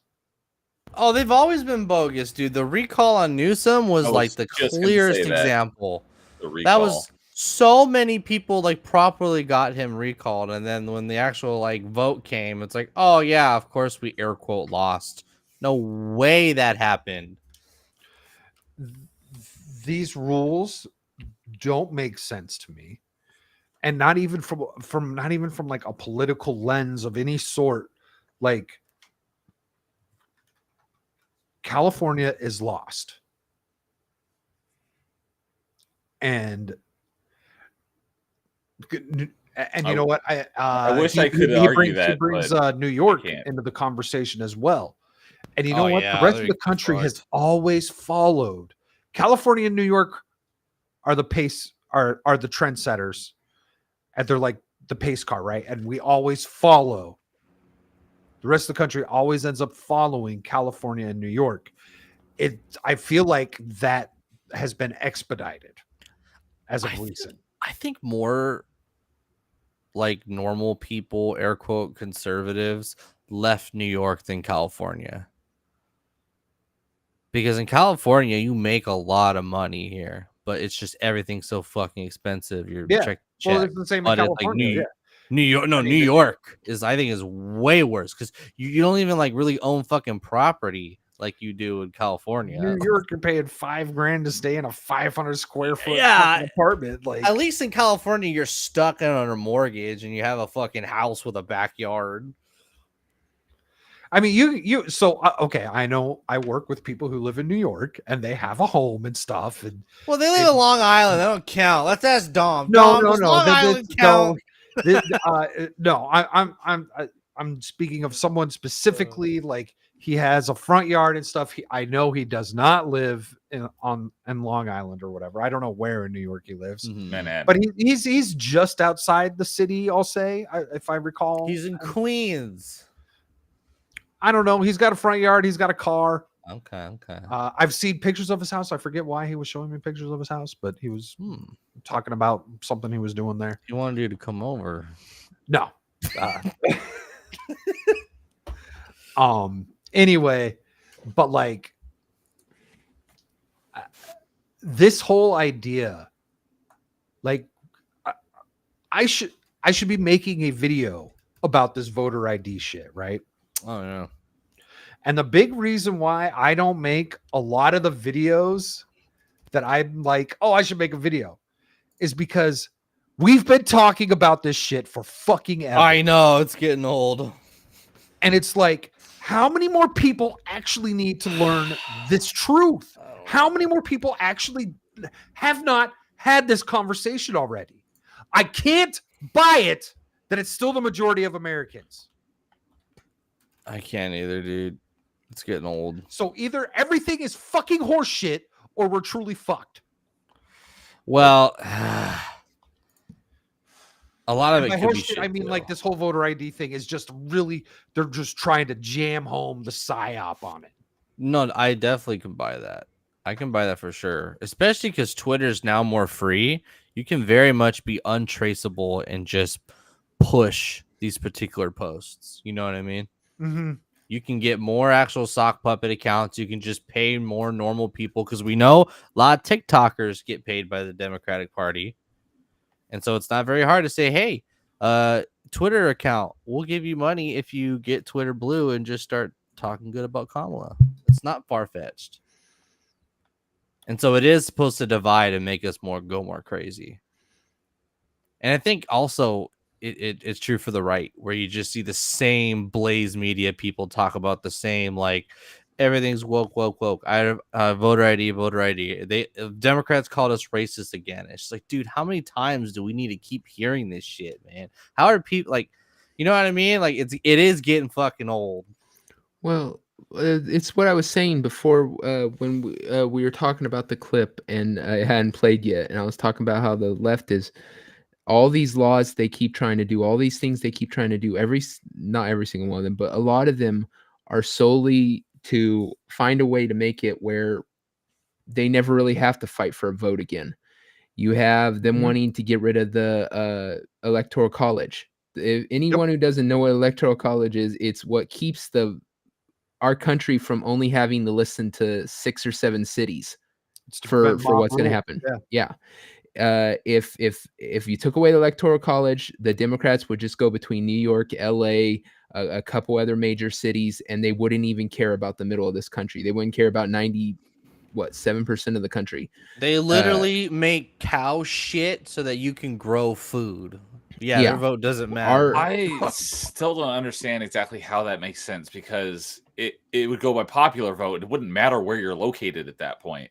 No, but your electoral college needs to make you, the voter, happy. They still represent you, but they count as a singular vote. Yeah, the electoral college is essentially, like I said, all the power would lie in the big cities. That's all they would have to go to. But that's exactly what it does, though, because as a conservative in California, my vote doesn't mean state's crap. perspective. You're from state perspective, yeah. But with the electoral college, each state, depending on their amount of people they have electors, a number of votes that their state has. California has a shit ton because we have a shit ton of people. Yeah, we've got the highest. And they count illegals. Yeah. You take away that, then they wouldn't have to worry about all the smaller states in the middle of the country because they have very little population. Hence, they don't have very many votes. I'm not explaining it perfectly, but that's essentially what it is. One thing, like, I'm glad that we do have the electoral college. I still haven't been able to fully understand exactly how it does what people say it does, because it seems to do the exact opposite. Because as a conservative in California, my vote doesn't mean anything. And what makes you? If we had it based on popular vote, then it wouldn't matter where you're located. Everyone's vote would count equally. Without the electoral college, the whole country would be California. Because as a Californian, you've seen a California map. California is essentially all red, except for these little cancerous blue blurps right along the coast. LA, San Francisco. You have one for Sacramento over here, a little off on the side. But for the most part, it's a blue coast, and the rest of California is red. But what does the red doesn't matter, because the most people are in those blue blurbs. So the populace of them get to make the decisions for all of California. Now imagine that across the entire country. It doesn't matter if 40 states say, we don't want that. the 10 states that matter to the Democrats would say, well, it doesn't Yeah. really matter. Too bad, we win. So So essentially, you'd get the whole country would be California. How we're fucked in California, the whole country would be fucked in California. Yeah, instead of That's having like what was it like 600,000 votes versus 200,000 votes, it would just be 3 voter representatives, 2 voter representatives, which they could still outcount each other, which is why California is so concerned about having they call them seats, right, at the electoral colleges. So they've lost seats and they've gained like 2 more since 2016, The electoral I believe. votes. No, I mean, it's not they an lost- actual place. They lost a couple Electoral votes, college. but They lost, but Yeah, they the got seats- one back, seats or equal votes. yeah, Your That seats equal votes. population. Yeah. for Congress. they and here's the thing, that's just one. There's also that one over in Michigan that what's that bitch freaking just passed, where she essentially said it's against the law for you to question elections. Like that's Jesus not helping Christ. people cheat. If election happens and you sit there and you say we're gonna look into this, well, you just broke the law. That's right. These She are did that like all a few weeks ago. bro. yeah, these are all laws, just like the one that Newsom just passed.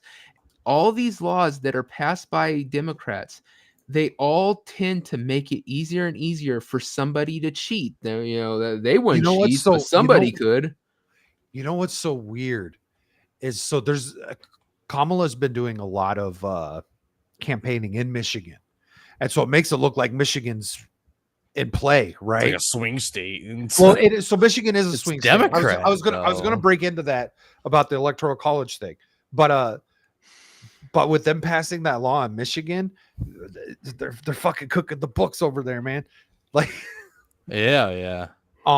but Interesting. back on the topic of the electoral college, well, now what it's done is it's created the swing state situation where Mhm. places like Arizona, Florida's a fucking swing state. Even though it's been going red, it's still a swing state because Orlando and Miami are big enough. Yeah, the cities are huge. The Ohio used to be one, but Wisconsin, Michigan, Minnesota used to be one to a degree. There's like a total of 7 of them. Pennsylvania is one of them. That's why that's why they focus so heavily on just those states, because they carry enough load of the electoral college that it will win. That because they flip-flop between red and blue, and so they'll win someone an election.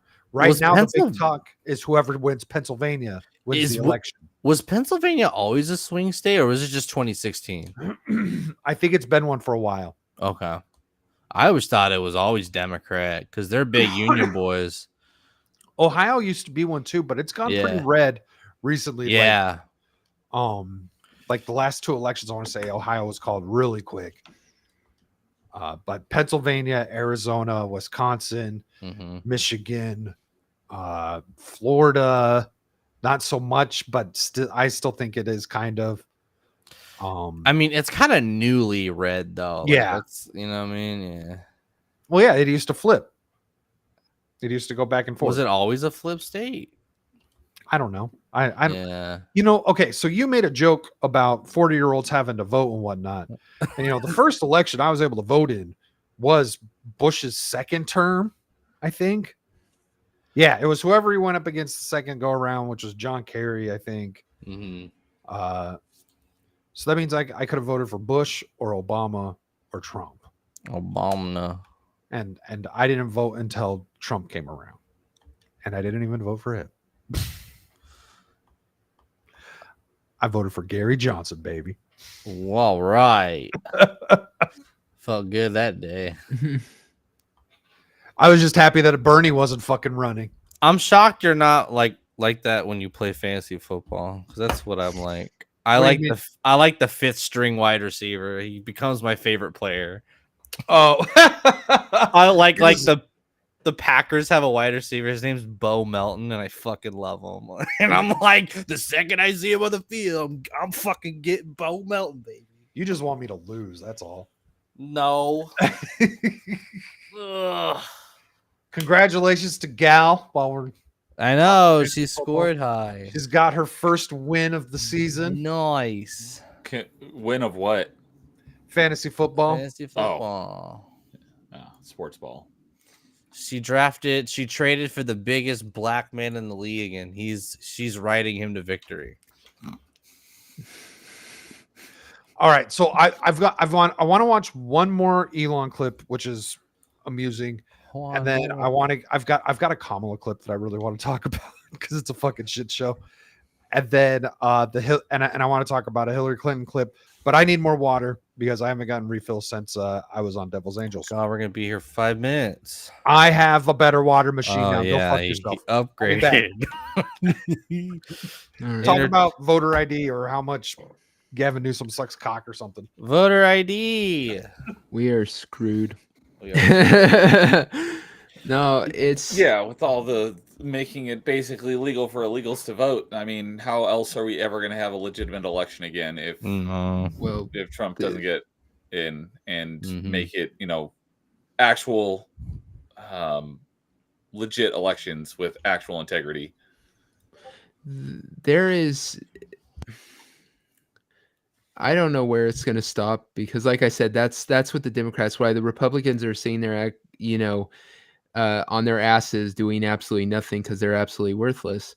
The Democrats use the majority of their time finding out ways to fortify elections for themselves at every single turn. Whether it's people who are dead voting, making it against the rules to purge voting things, so that people who shouldn't vote no more are still voting, busting people in. I mean, there's reason there's jokes about these. When people tell jokes about something, it's usually because there's a truth to it, at least some truth, right? It's all the jokes like in Hollywood, how they would joke about this bad guy and that bad guy, and then you find out they're absolute perverts who've been doing it for years, and people knew about it. That's why they were joking about it. It's the same thing. It's the reason the joke that your relatives all vote Democrat, all your dead relatives vote Democrat, because they do that. They do have voters who are dead voting for Democrats. We can't sit there and keep acting like this isn't happening. And that's the reason why it gives so much validity to the uniparty idea, is because if Republicans really wanted to do something about it, they could. They could freaking really beat this shit down, and maybe we could get an actual fair election. But they never seem to have a problem with it. Why? Because the Democrats let them win just enough races. They're It's spineless. Yeah, I it's low-key hold ridiculous. Republicans more responsible for the election because they just forgot how the fucking law worked, where it's like the vice president has always secured the election. And then the vice president comes in and he's like, well, if I admit there's flaws in our government, people won't trust the government anymore. Therefore, I shouldn't audit the government because it's trustworthy. It's like, what the fuck, dude? What did you turn into? Like, that's what a rhino is. A definition of a rhino. Well, I've said that since the very beginning. The election couldn't have been taken from Donald Trump if the Republicans weren't on board. And the reason they were on board was because they'd rather have the monster they know. They can sit there and say we disagree with Biden, but he's something we know. He's a politician. He's one of us type thing. With Trump, he's not. He's a wild card, and they'd rather have something they're used to, something they can deal with, something that is normal to them, than something that's not. And that's the whole reason they essentially betrayed Trump. I've said this since the very beginning, that I think the reason he never pressed charges against Hillary Clinton, because everyone was chanting, lock her up, lock her up. I think the reason he didn't go through with that was because the Republicans came to him after he won and said, look, you got to stop doing that. You got to let her give her a free pass, because if you don't, the Democrats won't work with you. And if the Democrats don't work with you, you'll get nothing done. None of these promises you've made to the American people. So you have to give them something. And that something is not going after Hillary Clinton. I think they baited him from the very beginning. They were always out for themselves. They were never backing him, never gave him the support he needed. It's the reason that he put forward repealing Obamacare, something they've been seeing there waving in front of us freaking for years and years as a little political football. You want it? You want it? You want it? God. And he puts it forward, and because they are pieces of shit, they didn't pass it. And so now we're stuck with that thing for the rest of your life. You're never going to get rid of Obamacare. It's always going to be there. You're always going to be taxed for that shit. My chick's a nurse, and the two things that like shocked her is like Medicare was basically she basically was like Medicare is what Obamacare was supposed to be. Like, that's really weird. And she's like, well, yeah, it's Trump. Like, he had to fix it. He was forced to fix it. And then when Kamala was gonna raise Social Security, right?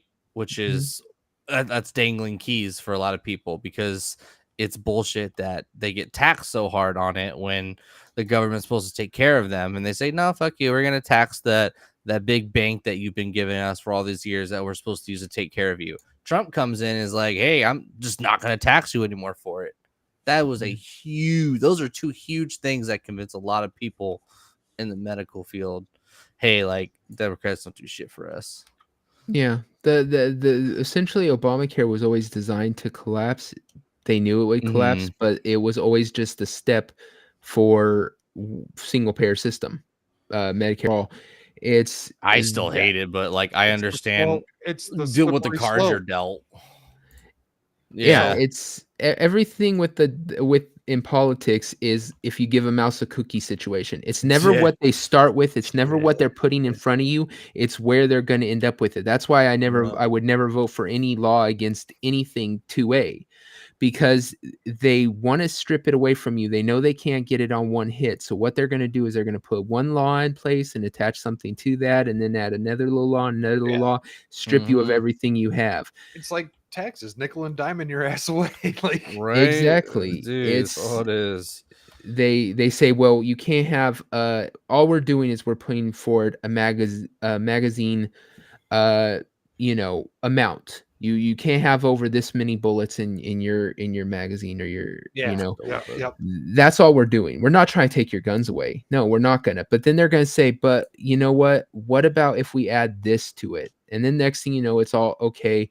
Well, you can't have the pistol grip, and then you can't have this, and you can't have that. Soon they have so many restrictions that really only a handful of guns don't fall under the illegal thing, but you can still have those. Well, there's some states where it's already like that. Yeah, they essentially, like, if you hear the idiots on the left who know nothing about firearms, they will sit there and say we should really put a assault weapon semi-auto ban is what they want. Semi-auto ban. They don't know what fucking semi-auto is. Exactly. They sit there and go, because semi-auto is essentially practically full auto. I think Whoopi Goldberg, that retarded. Oh yeah. Oh my god. Semi-auto is basically anything that's not an M1 Grand. Yeah. if you put classification of semi-automatic is a massive amount of guns. The only thing that doesn't fall under semi-automatic are like old-fashioned revolvers, and even them, they're like a double Lever action. It's got double actions. Double action stuff. Revolvers, lever actions, But pump shotguns. Yeah, for anyone who doesn't know, which I'm pretty sure anyone in your chat probably knows, fully automatic means you pull the trigger and it just keeps firing as long as you're holding the trigger. A semi-automatic At least until it runs out of pull ammo. the trigger, a bullet comes out. A single shot is like the old bolt action. You have to do something before another bullet chambers shotgun itself. pump. Or a pump, exactly. So if you take that away, if you say semi-automatics are now illegal, you're talking about the vast majority of handguns. You're talking about a majority of rifles. It That's covers like 90+% of like essentially all firearms. Yep. All of them.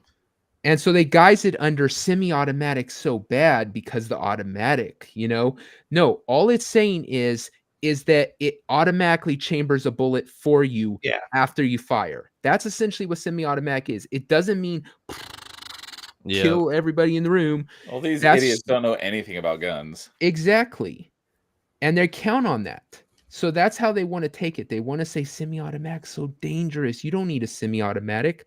Well, I'm sorry, I don't want to sit there in my home defending it, pulling back a bolt every time, hoping I hit with the next shot. No. Yep. Like I remember when Biden like advocated, "What do you need an AR-15 for? Just buy You a have a shotgun." shotgun." It's like what? Like they're louder, they're harder to control. The spread's wild. It's like it's so weird. Yeah. I got a rifle because my shotgun is fucking out of control. Yeah, bro, they're dumb. Well, it's a great little gun. It's the Keltec KS7 or something. Like it's the smallest shotgun you could legally buy, I want to say.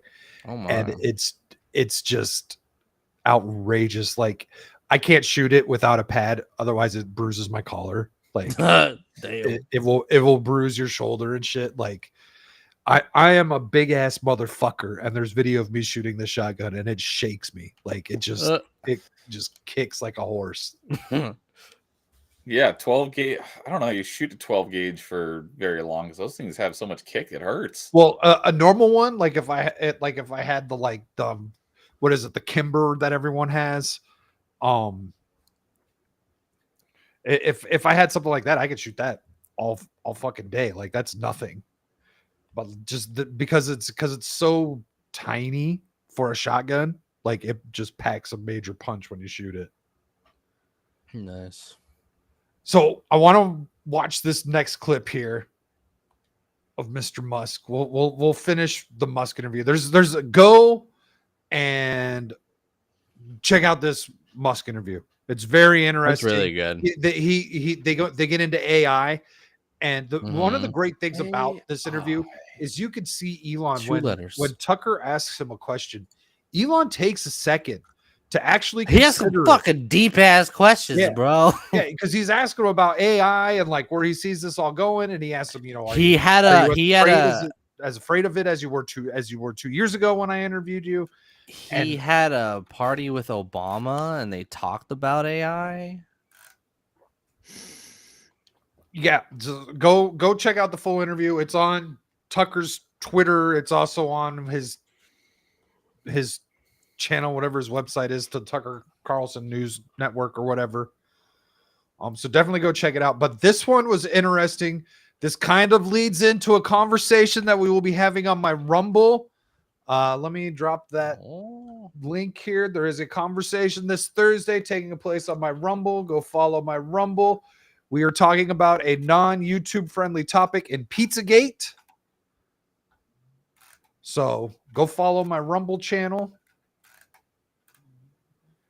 This kind of sets that up a little bit. Not really, but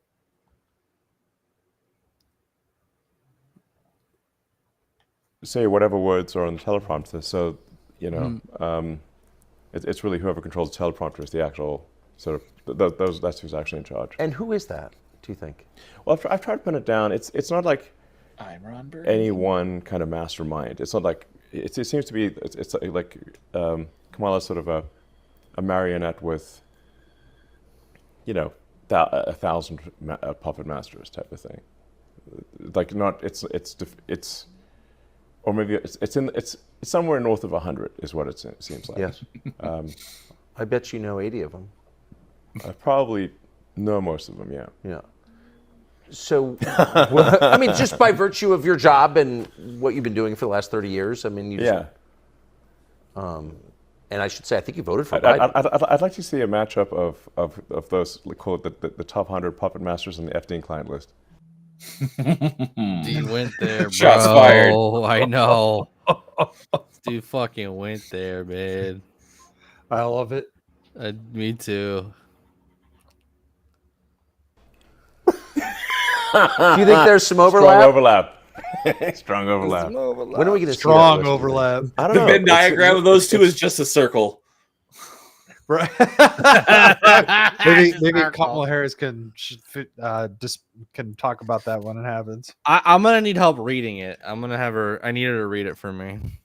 Describe what I'm looking at here. It's mind blowing that they've not tried to prosecute even one.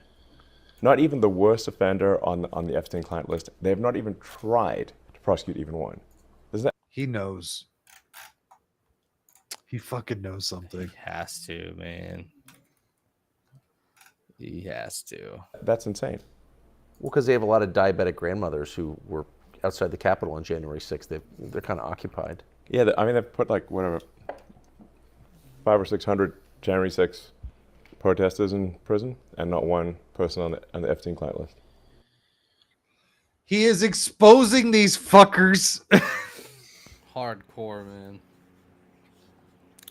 Yeah, Will that ever come out? like in JP Sears, a lot of his videos, he mentions that Ghislaine Maxwell trafficked people to no one.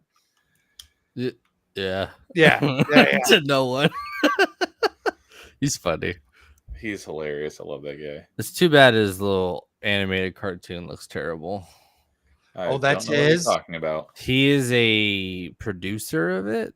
Oh my god. And I'm just like, you're fucking hysterical, dude. How are you associated with this shit? I have no idea what you're talking about right now. What's it called again? It's called the norm, the new norm. Oh, he's part of that? Yeah. Oh, I haven't seen much, but yeah, that looked like cringe. He needs to not be producing and he needs to be writing for that show. Holy Yeah, fuck. maybe they should let him actually write it. Yeah. Yeah.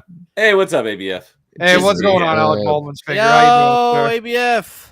I shouted you guys out right before I Mr. Banana Man. signed out with Off the Hip tonight. Oh, nice. I hope he didn't squish his banana like Beardo off the hip. I don't even want to know. That did get talked about. We're gonna straighten him out tomorrow Weirdo? on Tuesday night's main event. No, we're gonna straight out ABF. Oh, okay. He's a banana now. Oh. Go watch tonight's. They're Off the doing Hip. it again.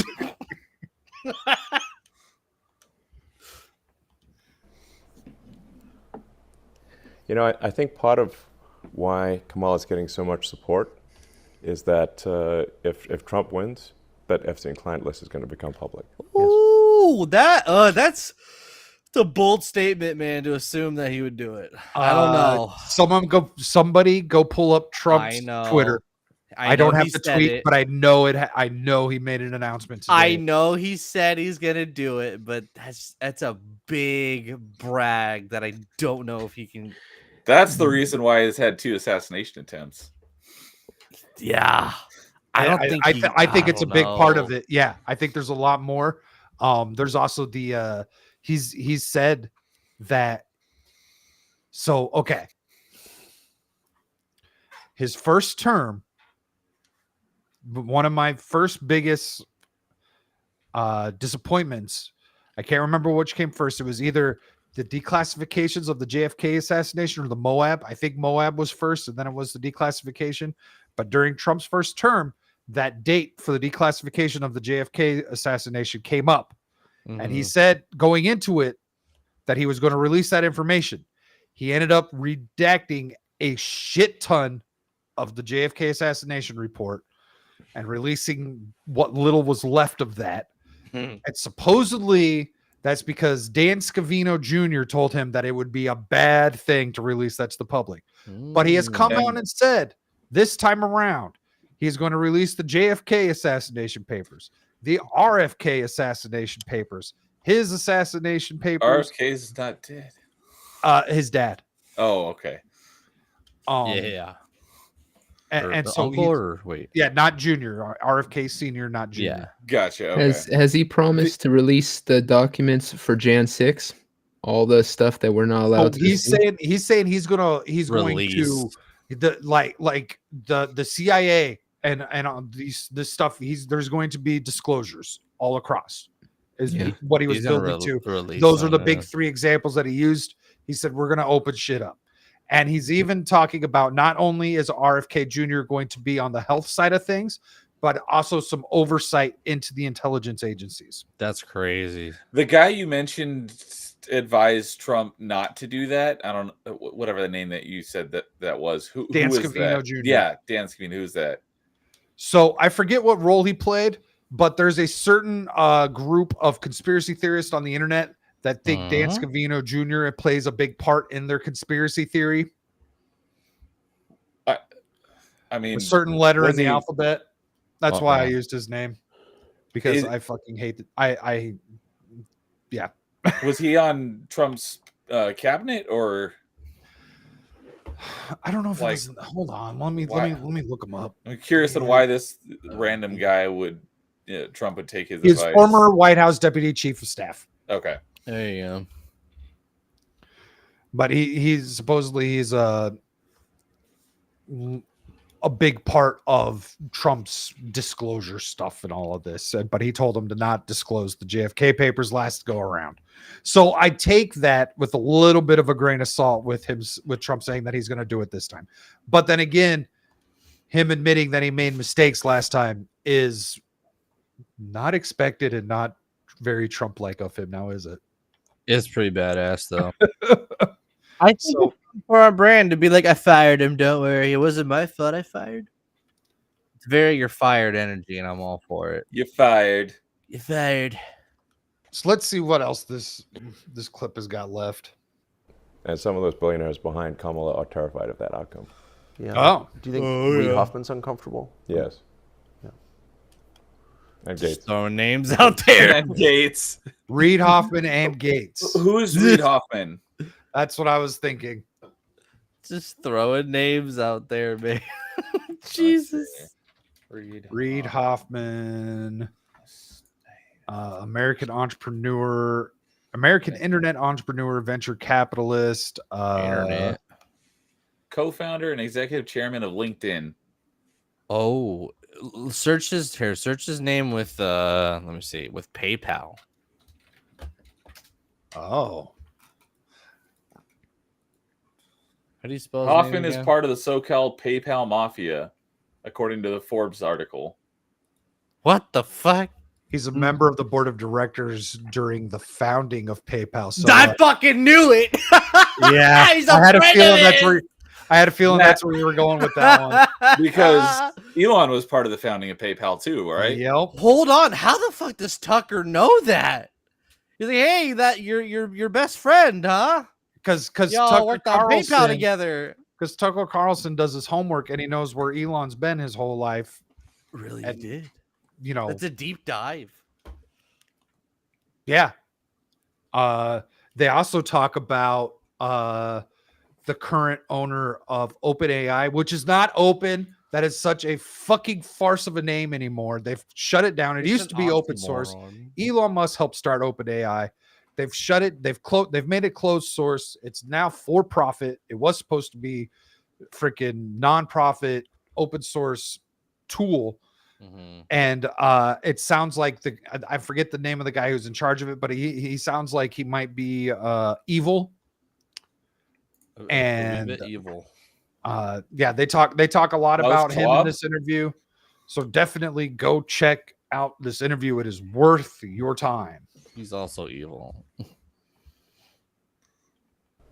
And I only ask that because you just look at them and you're like, that's a nervous person right there. I don't know. I mean, I assume you know them. Yeah. Yes. Reid Hoffman was my vice president of business development at PayPal. Oh, well, there it is. Hell, I missed that. 24 years ago. Maybe that's why I thought of it. I was working when I was listening to it. I must have been doing something. Yeah. Okay. That's wild. So let's see if I can find all this shit. So I think the Hillarry clip that I want is in my bookmarks here somewhere.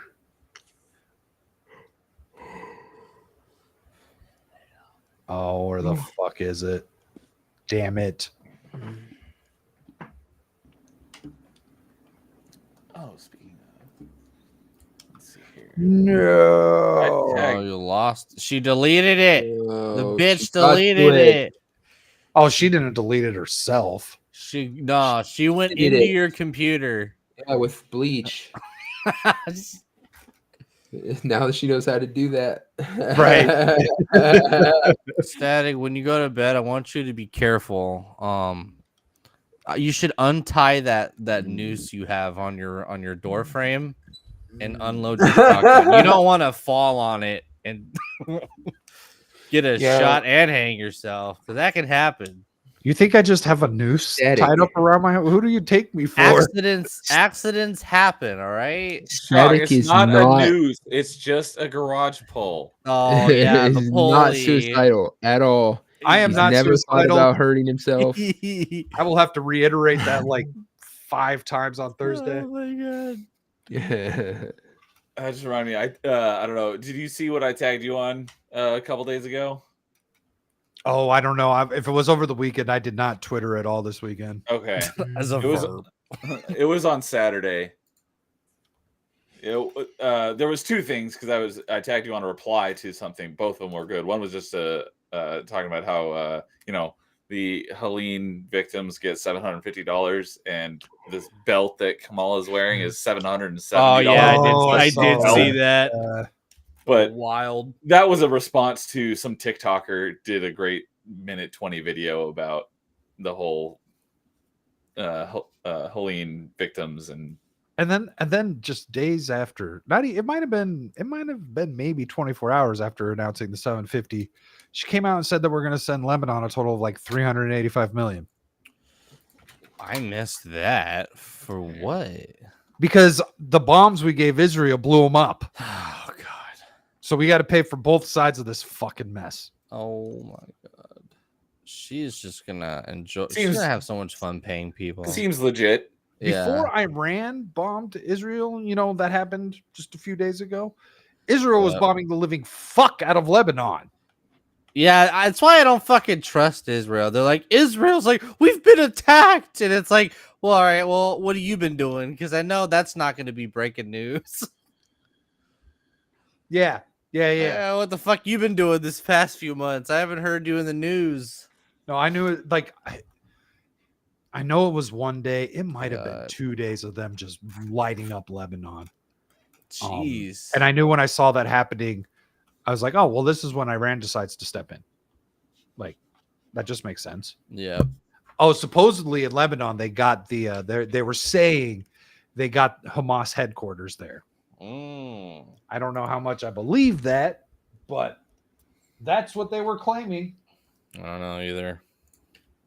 But yeah, I just dropped the link to it in the private chat if you wanted to pull it up. But your show. It's a video, you say? Oh, yeah. We can watch it. Yeah. We'll play funny shit at the end. All right. That's how this works. Perfect. So in the meantime, this is Hillary Clinton saying the quiet part out loud. Oh yeah, oh my god. She is the quiet part. She is pure Ew. evil. Carnage. Yes. I feel really bad for my aunt because they look a lot alike. Oh Chuck no. doesn't like her because he hasn't shown her cleavage yet. I don't want to. I knew you were gonna say that. She doesn't have she's not married to a venture capitalist that can afford the upkeep on those puppies. You think there's been upkeep on Pelosi's? Those Absolutely. things are saggy as hell. You think they're natural? Wow, you're more into her than me. All right, so Yeah. Anyways, moving on. Anyway. I'm tired of talking about Pelosi titties. Enough about old women tits. Yeah, fucking old women. If the platforms, whether it's Facebook or Twitter X or Instagram or TikTok, whatever they are, if they don't moderate and monitor the content, we lose total control. And it's not just Huh?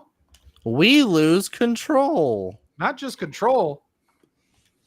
Total control. content. We lose total control. And That's it's not how just free the speech works, you whore. What do you mean? What do you mean total control? What are you saying? What's been going on since before social media happened, Hillary Clinton? What do you mean total control? What are you implying? That you've always been setting a narrative for the rest of us to believe in?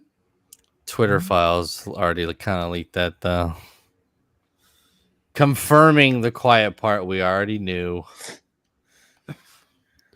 Wasn't there a mission the CIA or one of them was doing called like Project Mockingbird, where they literally Oh, freaking yeah. interfered with news organizations and stuff to manipulate the American people for years? Do you think So that just went away?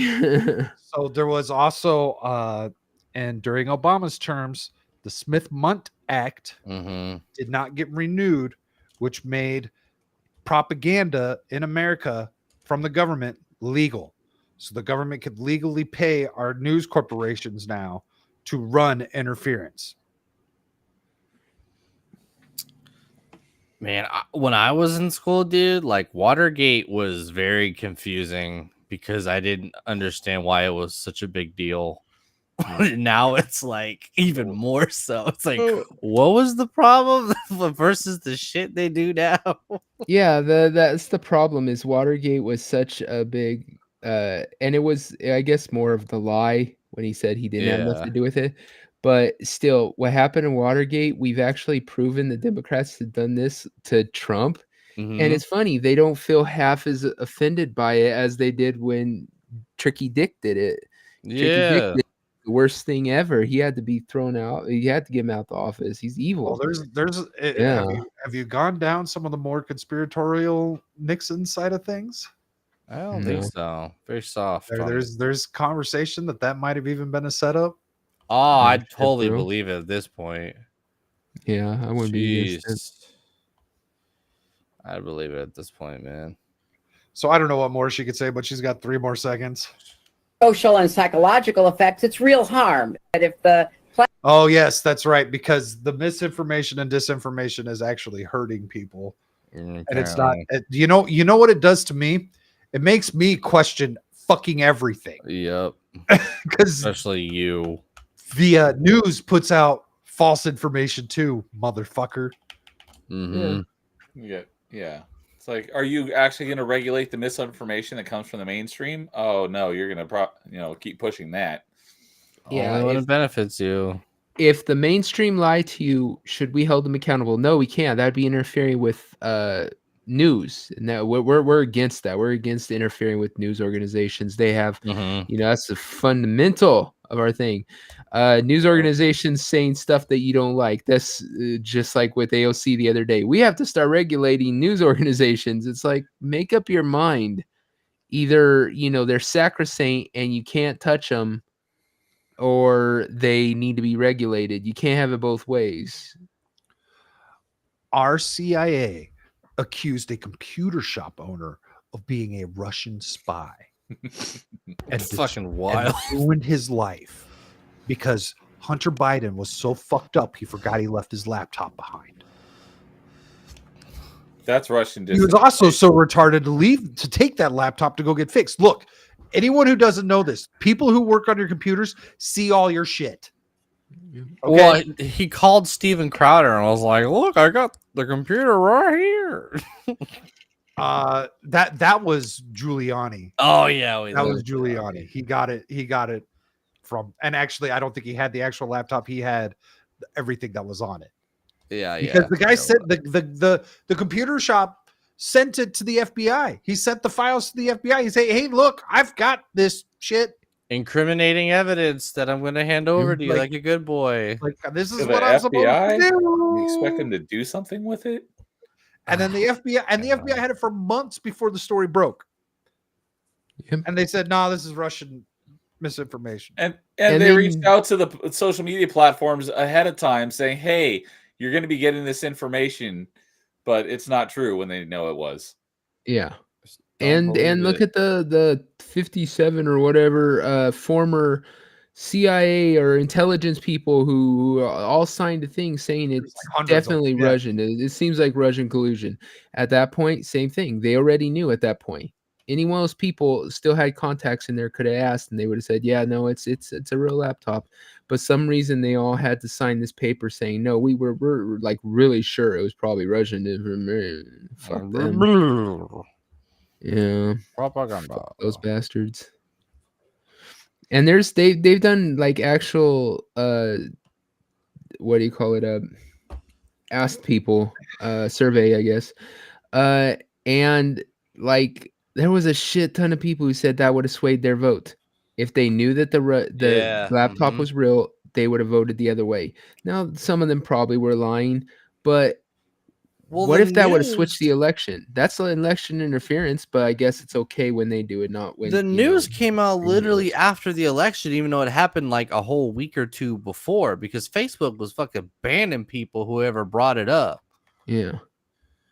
That's what's wild about it. It's not even Yeah, like well, everyone was banning.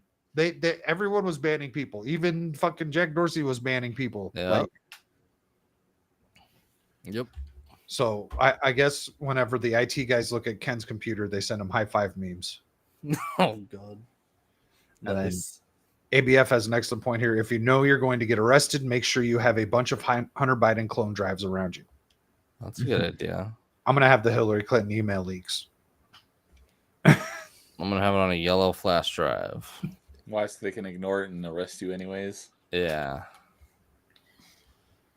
They plant weed on you. Sir, you have drugs on you. Yeah, but this flash drive, don't you want to know what's in it? So the last clip I'm gonna bring this week is probably Kamala's greatest highlight. And from what I understand, she's got some bangers coming out of the 60-minute interview that she's just did. Oh. But this was from one of her little rallies here. And you know, I say little, I shouldn't. That she has some decent sized rallies. She has some Yeah. No, It because takes they shit ton of buses to get that many people no, there. no, they're fucking concerts. They're gonna go see That's what I whatever was gonna rapper they say. fucking hired. And then as Did soon you as guys the concert's see- over, then they're gonna leave. Did you guys see Dumbass's tweet? Fucking jackass Luke Skywalker. Oh, Mark Hamill. Mark Hamill, yeah. Did God, you see everything it? that comes out of that There's guy's a mouth is lot of completely them. retarded. He just listed all the names of all the schmucks that have endorsed Kamala. He's like, hey, look, the boss has joined the team. And I was like, no Oh. one cares. No, No one gives a Like fuck. they're all people you know who supporters. Like when freaking Taylor Swift came out with her little thing and saw I endorse her. It's all like we knew. we know. Like yeah. no one thought you were voting Trump. Sorry. Same thing with him. Bruce Springsteen, the boss, is a fucking communist. He's always been a fucking communist. Yeah. If you listen to his music, the fucking asshole's a socialist, pure and simple. He's fucking so not pro-American. He's pro fucking socialist. So yeah, of course he's gonna endorse them. Like, really? Who's surprised by that? How are you just like so brainwashed where you come from the South and then one day you're upset your father is air quote Republican? Like, I can't believe you're Republican. It's like, oh, I've been living in Alabama my whole life. How did you not know we voted Republican? It's like I news to her because it's pop culture to be into politics now. Yeah. And I remember she like way back when I can't remember I don't think it was the first year that Trump ran. I think it was before that, but they asked her and she said the smartest thing, it's the same thing that freaking MJ said, I sell records to everyone. She didn't want to be political. And then it was like the very next year she became a feminist and went political, and ever since then she's just and put her foot in her mouth 100,000 times. Yeah, Jessica Alba. Oh man, She's lost so many hot points. She's fucking self-made though, bro. She's rich. Well, That's I mean, what's I wouldn't call it crazy. self-made. She was just smart enough to take that movie money that was eventually going to run out, which she has yet to hit the wall. Let's be honest. She's still smoking. I'm gonna say she's not hit the wall. I actually agree with what's her name again? I forgot her name. Jessica Alba. I agree with Jessica Alba. I think she should eat herself, and I would love to watch that.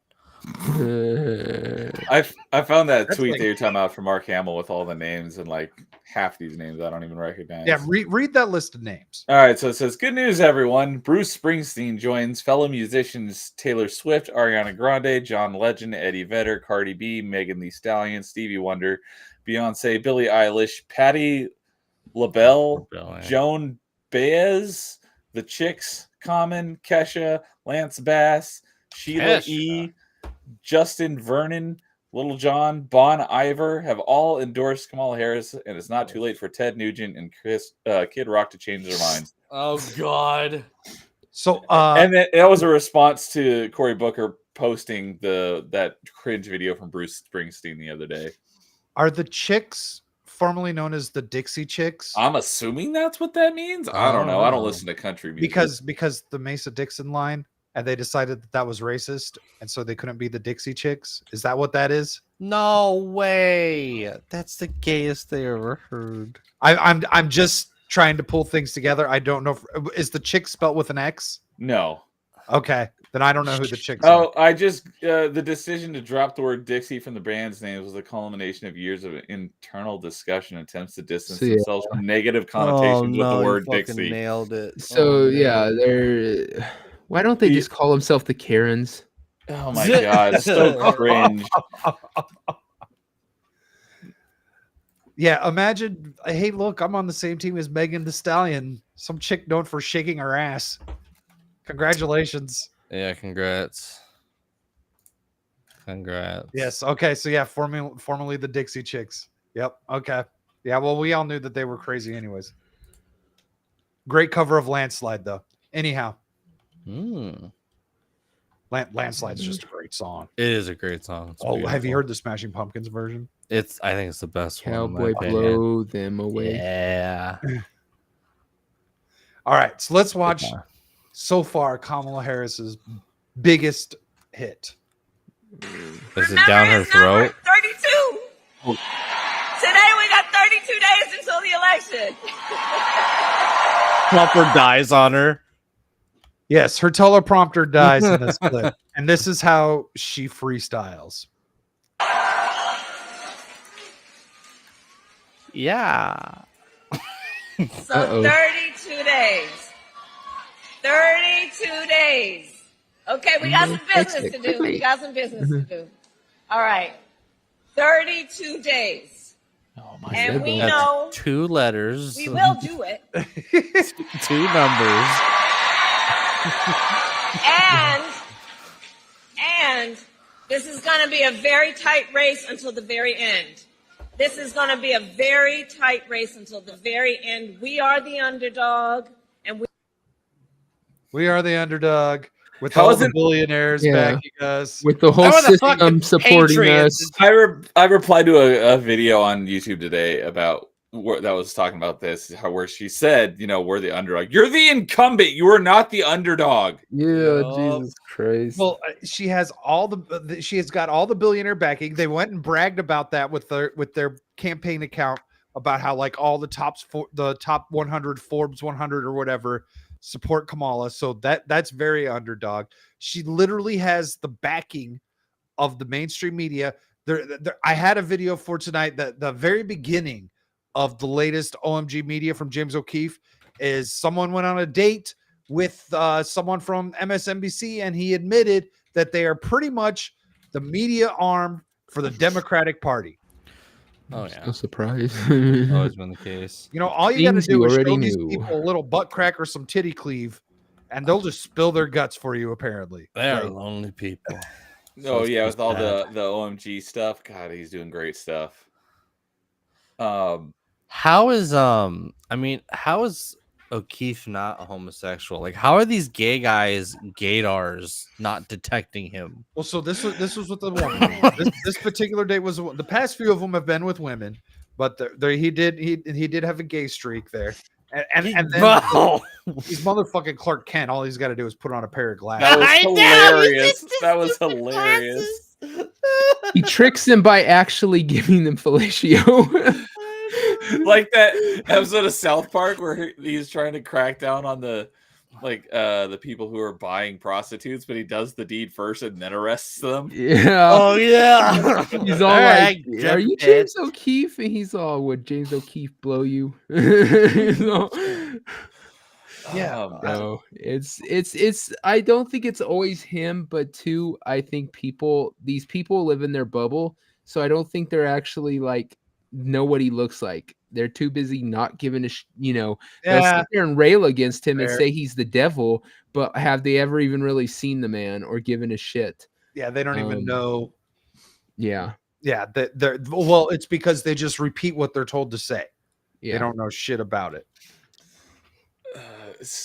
Yeah, with how dumb she sounds, someone should edit together a clip of the Kamala Harris's AI comment about the it's 2 letters, and splice it in with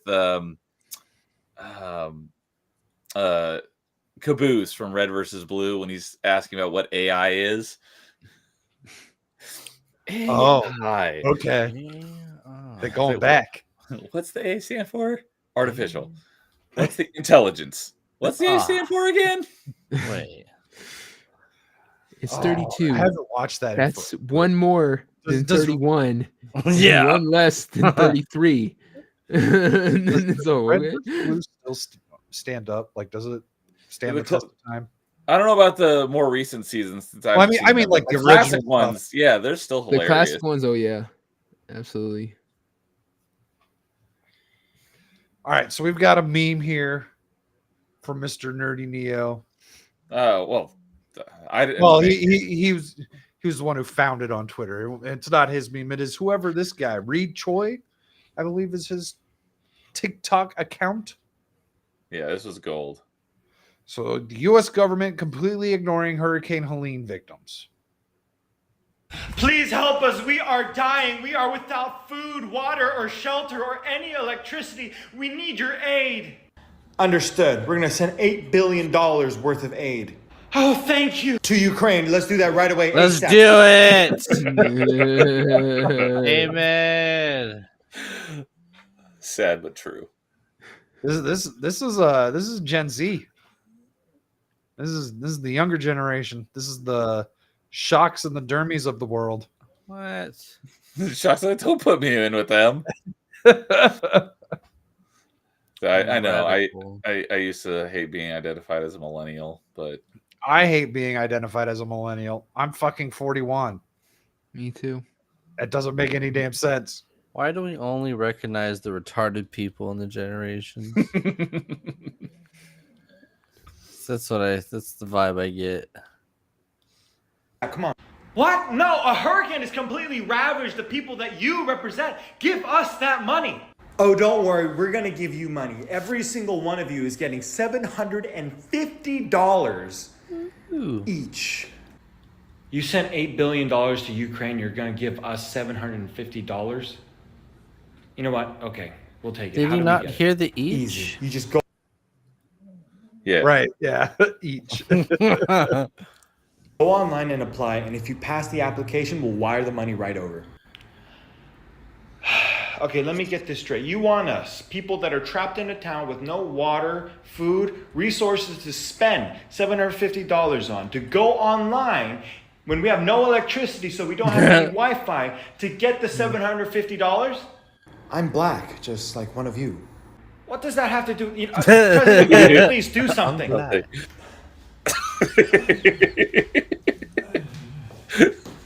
This is like a Ryan Higa if he did politics. We used to be respectable. Yeah. Well, not really. Bush I wish it wasn't so true. I know. But you know, you put in the fucking fake ass president, what do you get? Dumb shit. Let's Gen X go. supremacy, because Gen X is the most apathetic fucking generation ever. This is what we get. True. Better than being a boomer. They act like it's because you don't want to make them do anything or something, and really it's just because they just don't give a fuck. And so this is partially of why we have landed. All here. our parents got divorced, man. I don't know why you expect so much from me. Gen X is kind of responsible for it. If you'd have beat millennials more and maybe Yeah. Well, that's because they didn't give a fuck. So shit. they didn't beat their kids. Yeah, you got to That's beat true. that shit out of them. Beat your children. The Bible says, "Don't spare Often. the rod." Yep. Dude, I got Spare the rod, spoil the child. Yeah. I remember the Yeah, last I'm time I was making. I was millennial, 16 Mike. fucking years old. Yeah. My parents had just gone to a parenting class, and they bought like this rubber fucking paddle to beat What? your kids with. And one side was like texturized for it to like not tear the flesh, but leave an extra impression. Oh behind. shit! My mom just used a spoon. I gotta add. I got the belt. Yeah, belt. At the restaurant, we have sweet chili sauce in these big glass bottles. Things heavy as shit. I call it discipline. Every time somebody pisses me off, I fucking pick up the bottle and like threaten them with it. So, well, like, you want some discipline? You want some? Oh damn, they're doing that to me at my Mexican restaurant, bro. They're punishing me. The girl said this was overcooked. She wants some discipline. Or Want some discipline? Damn, put cinnamon there. She'll feel it later.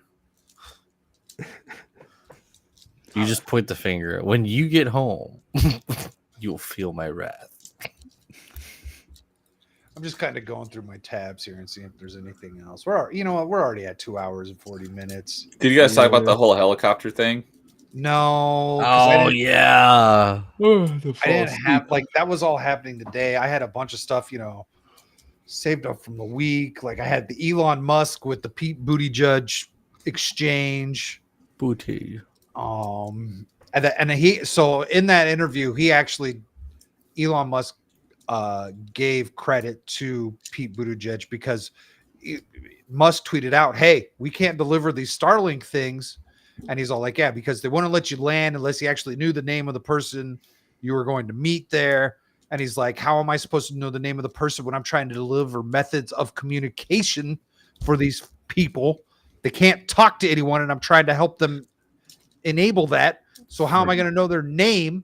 Disgraceful. And he was able to talk to Pete Buttigieg, and they were they were able to work that out. So he was able to get Starlink stuff delivered. You shouldn't need to get permission from anyone to go deliver stuff to help people. Yeah. Disgraceful. I had a thing with Chris Cuomo doling out red pills from the debate. It's really fucking weird. One other quick meme that I saw had it was a cartoon of some people on the roof, because it's all flooded, and they're like, "Help!" and the helicopter shows up, and they're like, "Yay!" and then the helicopter opens, and a bunch of immigrants come out, drops off the Haitians. Yeah. Jesus. There was also a clip that I'm not finding FEMA meetings that they did where they talked about how they needed to ensure that the LGBTQ people, they were the ones who were most affected by the hurricane. Oh God. And how doesn't matter. Any sort of crisis, alphabet people most affected. Yeah, there's literally articles out there talking about how there was a new one. I'm probably gonna take off, guys. I'm really about to fall asleep. Good night, dude. Yeah. Hey, have a good one, Devil. Thanks for joining. Go sub to Beelzebub. I have his link right here. Yep. Thank you. Check out Wrong Think tomorrow. Yes, Wrong Think tomorrow on Beelzebub. Sorry. And I will see you guys later. Take it easy, sir. Man. See ya. Good night, man. I thought FEMA was based as hell a few weeks ago because a team lost so bad in Louisiana that FEMA accidentally declared a natural disaster in Louisiana. That's how bad the Saints lost to this one team. And FEMA's like, "There's a natural disaster in Louisiana." They're like, "Oh, sorry, funny. That was an error on our part." I'm like, that was fucking amazing. Oh, I can't find it. There's this headline I wanted to go over from the Hocast. I found the Kamala meets with the Muslim leaders in Michigan. How come there's a headline that says Troy Aikman knows he's in trouble over the Taylor Swift slip-ups? What's he been saying? I don't know, but I want to know. I watch fucking Red Zone like a fucking adult. All right. I don't listen. Well, is it Troy Aikman Monday night? Yeah. Well, no, he does prime time, so he does Sunday prime. He's CBS, so it's all of it.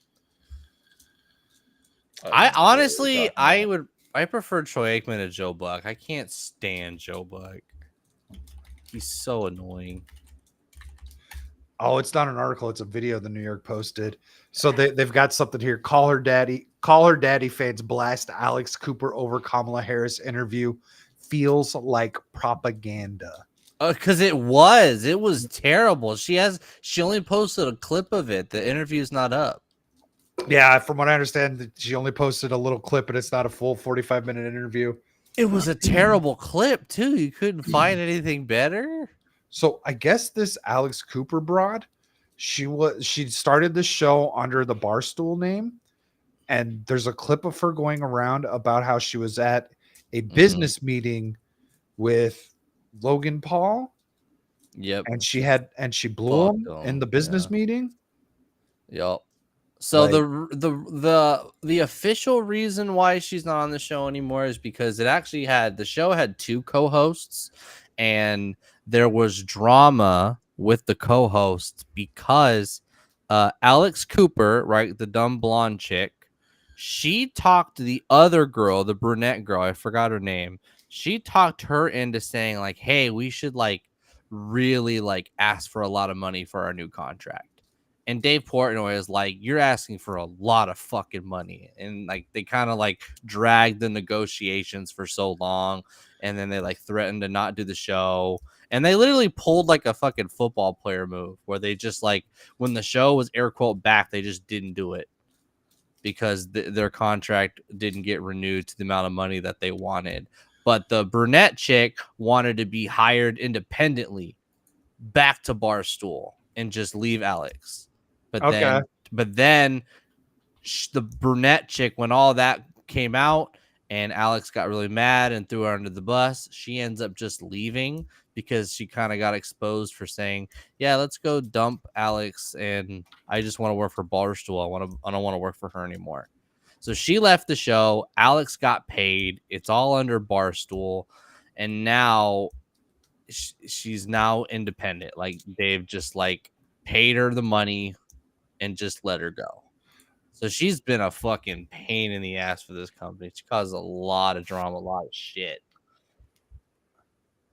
So I'm looking at the video, 41,000 downvotes on 331,000 views.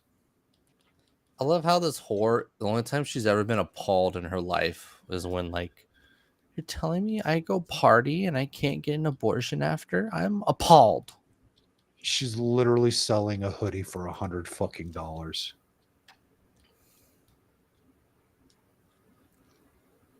She has a long sleeve t-shirt for $80. Wow, Troy Aikman's based, actually. God damn it. What did Troy Aikman say? Oh no, I didn't know this. He was complaining that the camera keeps showing her.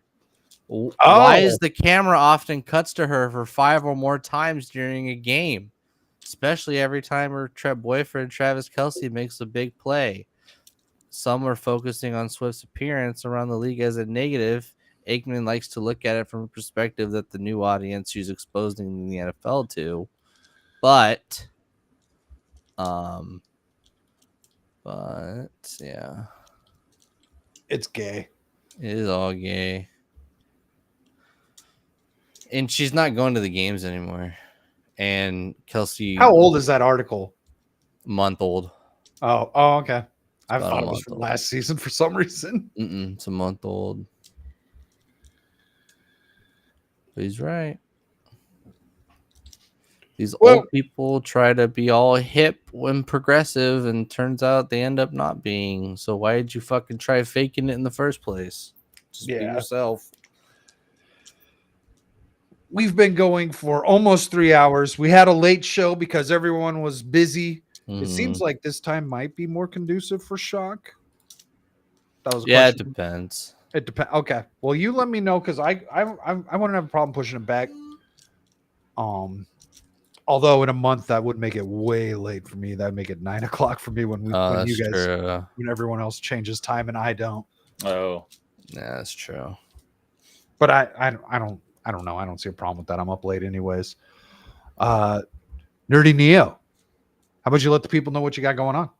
Yeah. Tomorrow night will be the next episode of Top 5, and we are ranking our favorite spooky games. And then Monday we will not be having Wednesday, no Dude Souls this week. But then on Thursday, Carl and I are going to be playing some Crackdown. I don't know if I've ever heard of Crackdown. Yeah. Really? It became pretty popular because many, like myself, bought it for one reason, in order to get access to the Halo 3 beta. And it turned out to be a really good game. That's cool. A open world sandbox game where it's basically like GTA, but you play as the cops, and it's more of like a superhero game. Do know this game. You get orbs and you get really big and buff, and you jump over buildings, and you get better with your guns and your driving. You get your skills, and you take down. In the first one, you take down a bunch of gangs, one on each island. We're going to be playing Crackdown 2, which is actually the same map, but you basically fight zombies called freaks. But the second one is 4-player. And so right now it's just Carl and I. So if anyone wants to join us and make it 4-player, let me know. Okay, so there you go. Hey, if anyone, go find Nerdy Neo at Nerdy Neo 21, or is it _21? No, just no underscore. Okay, so Nerdy Neo at Nerdy Neo 21 on Twitter. Go find him there if you want to go play some Crackdown. You said you're doing that Thursday? Thursday, yep. Yep, I'm busy Thursday. Yeah, let's see here.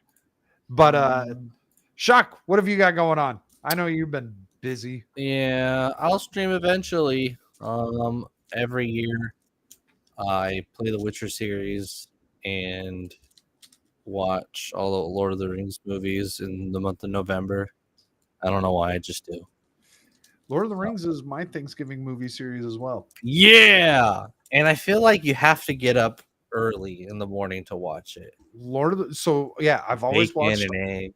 I watch all 3 of them over the 4-day weekend. Yes, I don't want to be interrupted. I might even get all 3 of them done on Thursday. Ooh. But then for some reason my Christmas movies are the Star Wars original trilogy. Okay, that's good. It's just a thing. I like it. And then I spend the next week watching Harry Potter. Never got into Harry Potter. I got way too into Harry Potter. Nice. It was totally like my age range too, and I read the first one and I just didn't get into it. Yeah, I don't really have any seasonal movies, although there was for probably about 5 or so years. I watched V for Vendetta every November 5th. Oh, that's a good one. Earlier I said fuck school, right? Yeah. I got really into Harry Potter because that's the school I would have fucking went to. Oh yeah. I was like, this could have been school. Like, this would have been the shit. Right. But yeah, I'll stream eventually for sure. So I'll see y'all around. I'm on Busters 2. I'm on Thursday show pregame. So yes. Good night, everyone. We've got the weekend pregame this Thursday. Remember, follow me on my Rumble channel if you're not already, because YouTube does not want us talking about Pizzagate. I did look. There are finally a grown-up I like. Fuck school. Well, hi, Polar. You just caught the end of the show. But this Thursday we have another show coming up for the weekend pregame. We'll be talking about Pizzagate and things that go around that. And I have a new clip, some information about Beau Biden that I was unaware of that I will be bringing this Thursday to kind of tie into this weird political elite shit and how he was possibly working against them. It's very interesting. I've got more to look into. I'm trying to find the right way to properly present this. We'll be EFAPing long videos of things. Nice. So we'll also have Adam the Renaissance Nerd joining us for that. I don't think he knows much about Pizzagate. I'm just kind of using this to introduce people to some weird shit that's been going on that was all brought to us through official government emails of Tony Podesta and Hillarry Clinton. That's how this all happened. So make sure to check that out Thursday. And then I don't know if I'll be there for Saturday. Life's busy right now. If I am, I'll be streaming Witcher 3. Nice. Maybe I'll get into playing Witcher 2 someday, like Shock wants me to. But what is he saying here? Politics are like watching porn. You know somebody's getting fucked over. Yes, exactly. Very true. I want to know if those like on Twitter, if those like porn videos are real, where it'll be like old man fucks entire country of America. It just shows Joe Biden. It's like, but it's on Pornhub, and I'm like, is this a real video? It could be. I was talking to Horny Alf. I was trying to talk him into streaming on Pornhub.